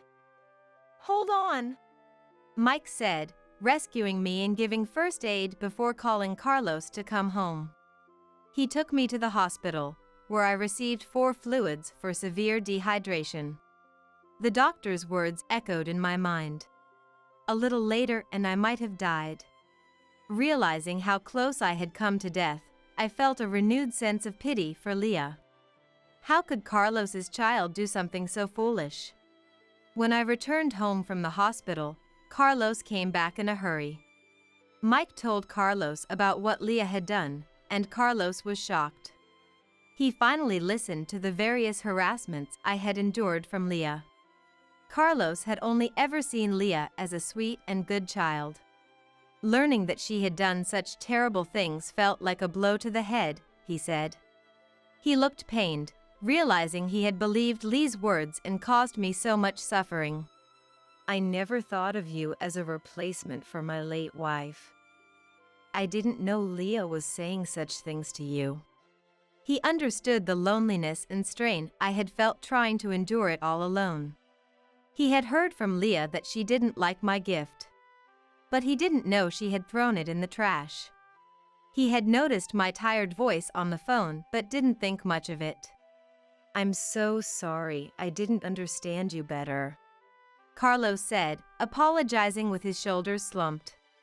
He told me sincerely that I was his irreplaceable wife, not a substitute. As I took in his words, the feelings that had clouded my heart began to clear. I was glad I had kept faith. Mike, who had been watching our exchange with a smile, suddenly folded his arms with a serious look. Lee's actions could be considered a crime. It might be difficult to overlook this. Mike was an active police officer. We had explained everything at the hospital, and covering it up would be difficult. Meanwhile, she was completely absorbed in having fun, having forgotten about locking me in the garage. She finally noticed just before coming home. She hadn't realized the severity of today's heat because she had been in air-conditioned places. She probably thought I would be mad at her for a while but didn't expect it to be this serious. She apparently thought it wasn't her fault for making things awkward by angering me. She thought it was strange for me to get so angry over something like that. Unaware of everything, Leah came home in a good mood. The moment she opened the door, she froze. Carlos, who wasn't supposed to be there, was glaring at her with an expression she had never seen before. In that brief moment, she must have processed a lot. She had never seen her dad look at her with such a terrifying expression. Leah looked at each of our faces, trying to understand what had happened. Seeing Mike, the police officer, her face turned pale. Her face showed she realized she had done something terribly wrong. Mike began speaking in a calm voice. He explained how many cases there are of children dying when left in cars on extremely hot days. And that metal garages can reach similar temperatures. He explained that what she did today amounted to attempted murder. Leah listened solemnly as Mike spoke. When he asked if she intended to become a murderer, she turned pale and shook her head. I felt a slight relief, realizing that Leah hadn't thought that far ahead. She was still a child with immature thoughts. However, his anger did not subside. If I had lost my life, it would have been an irreversible mistake. Carlos decided to make Leah live on her own. He provided only minimal support, forcing her to live with basic necessities. Leah, who had lived a life of luxury, buying what she wanted and playing as she pleased, now had to struggle to even eat. About a month later, I heard from one of Lee's friends. She initially resented Carlos and me, wondering why things had turned out this way. "I never intended to commit attempted murder. I just wanted to teach her a lesson." She reportedly cried a lot at first, saying this. And she said she was glad I was okay, realizing that if I had died, it would have been irreparable. In the end, she seemed to be busy every day with studying and part-time work. After tiring herself out at work, she returned to a room with no food. Remembering how she had thrown away the lunches and dinners I made for her, she thought it was payback. Returning to a dark, empty room and enduring hunger, she realized for the first time what it was like to be truly hungry. She had never really experienced true hunger before. She didn't realize how painful it could be. The room occasionally got cool breezes from the open window. But bugs also came in, so she couldn't leave it open. The fan blew warm air, making the heat unbearable. She realized how difficult it was to endure the heat in a room without air conditioning. Leah reflected deeply on how terrible it was to lock me in the garage on such a hot day. I was surprised to hear she said such things. Being abandoned by the father who doted on her must have been a huge shock. She had been spoiled and given plenty of allowance. She had looked down on kids who had to work part-time jobs. Her first job was rough, and she was constantly scolded by others. Leah, raised as a pampered princess, was seen as a useless worker. Despite her frustration, she had to work to afford food. She endured it because she couldn't bear the thought of going truly hungry. She must have been gritting her teeth and working hard. Carlos's long business trip finally ended, and our life together as a couple began. Carlos, reflecting on everything, listened to me and took my concerns seriously. Thanks to that, we communicated well and felt a deeper bond. We lived happily together, almost like newlyweds. He sometimes went fishing with Mike and brought back fish. As a result, I learned many new fish recipes. It might seem like we were a perfectly fine couple, but that wasn't the case. There was an unhealable wound between us. It was about Leah, whom we had driven out of the house. Carlos, out of consideration for me, never brought up her, but I knew he sometimes looked troubled. As a parent, he couldn't help but be concerned about his daughter. He must have been worried. I wish he would just go see her. It wouldn't bother me at all. Sure, I nearly died back then, but I know Leah didn't mean for it to go that far. She was still a child, and it was just a prank.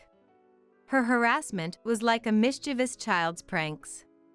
Though I remained silent, I couldn't bring myself to hate her. Now that she seemed to have grown up and reflected on her actions, I thought it was time for a change. Carlos had never been so angry with his daughter before. After taking such a hard stance, he found it difficult to back down now. He insisted he didn't regret it. At that time, it was necessary. Carlos himself seemed to think it was about time, but he felt stuck. Watching him, I couldn't help but worry about Leah, who had been thrown out. I occasionally sent her care packages. Eventually, I started receiving thank you emails from Leah. When I let out a surprised shout at the unexpected email, Carlos looked at me curiously. I was so happy that I showed Carlos the email. Has she grown up a bit? He asked with a pleased smile. For Carlos, pushing away the daughter he doted on must have been tough. I felt the same. I never wanted to be at odds with Leah. I wanted the three of us to live happily together as a family. Even though such a thing happened, I sometimes regretted thinking that I could have handled it better. It wasn't just Lee's fault. After that, I enthusiastically sent care packages and frequently exchanged emails with her. One day, I received a long email from Leah. In it, she apologized for all the harassment she had caused, including the garage incident. I was so happy that she finally understood. Tears welled up in my eyes. The feeling that I wanted to get along with her had reached her. I showed it to Carlos, and we both shed tears. There had been tough days, but Leah was truly growing up. I was glad we had come this far. I wanted to reward myself, Carlos, who endured the pain of pushing Leah away, and Leah, who overcame it. After that, we frequently visited each other, and the three of us were able to have meals together. When I excitedly talked about baking sweets with her next time, Carlos showed a genuinely relieved smile.